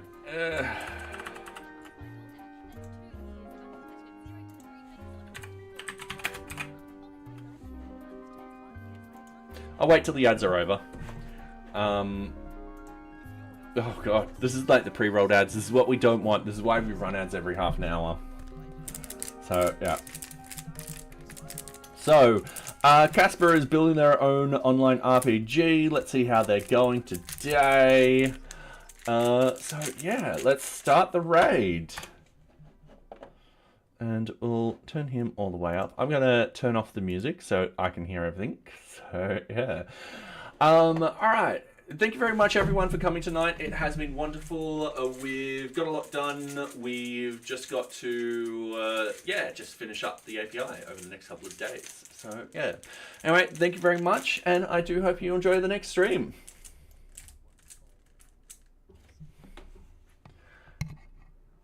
And for those on YouTube, thank you very much for coming along. Sorry you can't join us with the raid, but I hope to see you next time. And don't forget to like and subscribe. So yeah, thank you.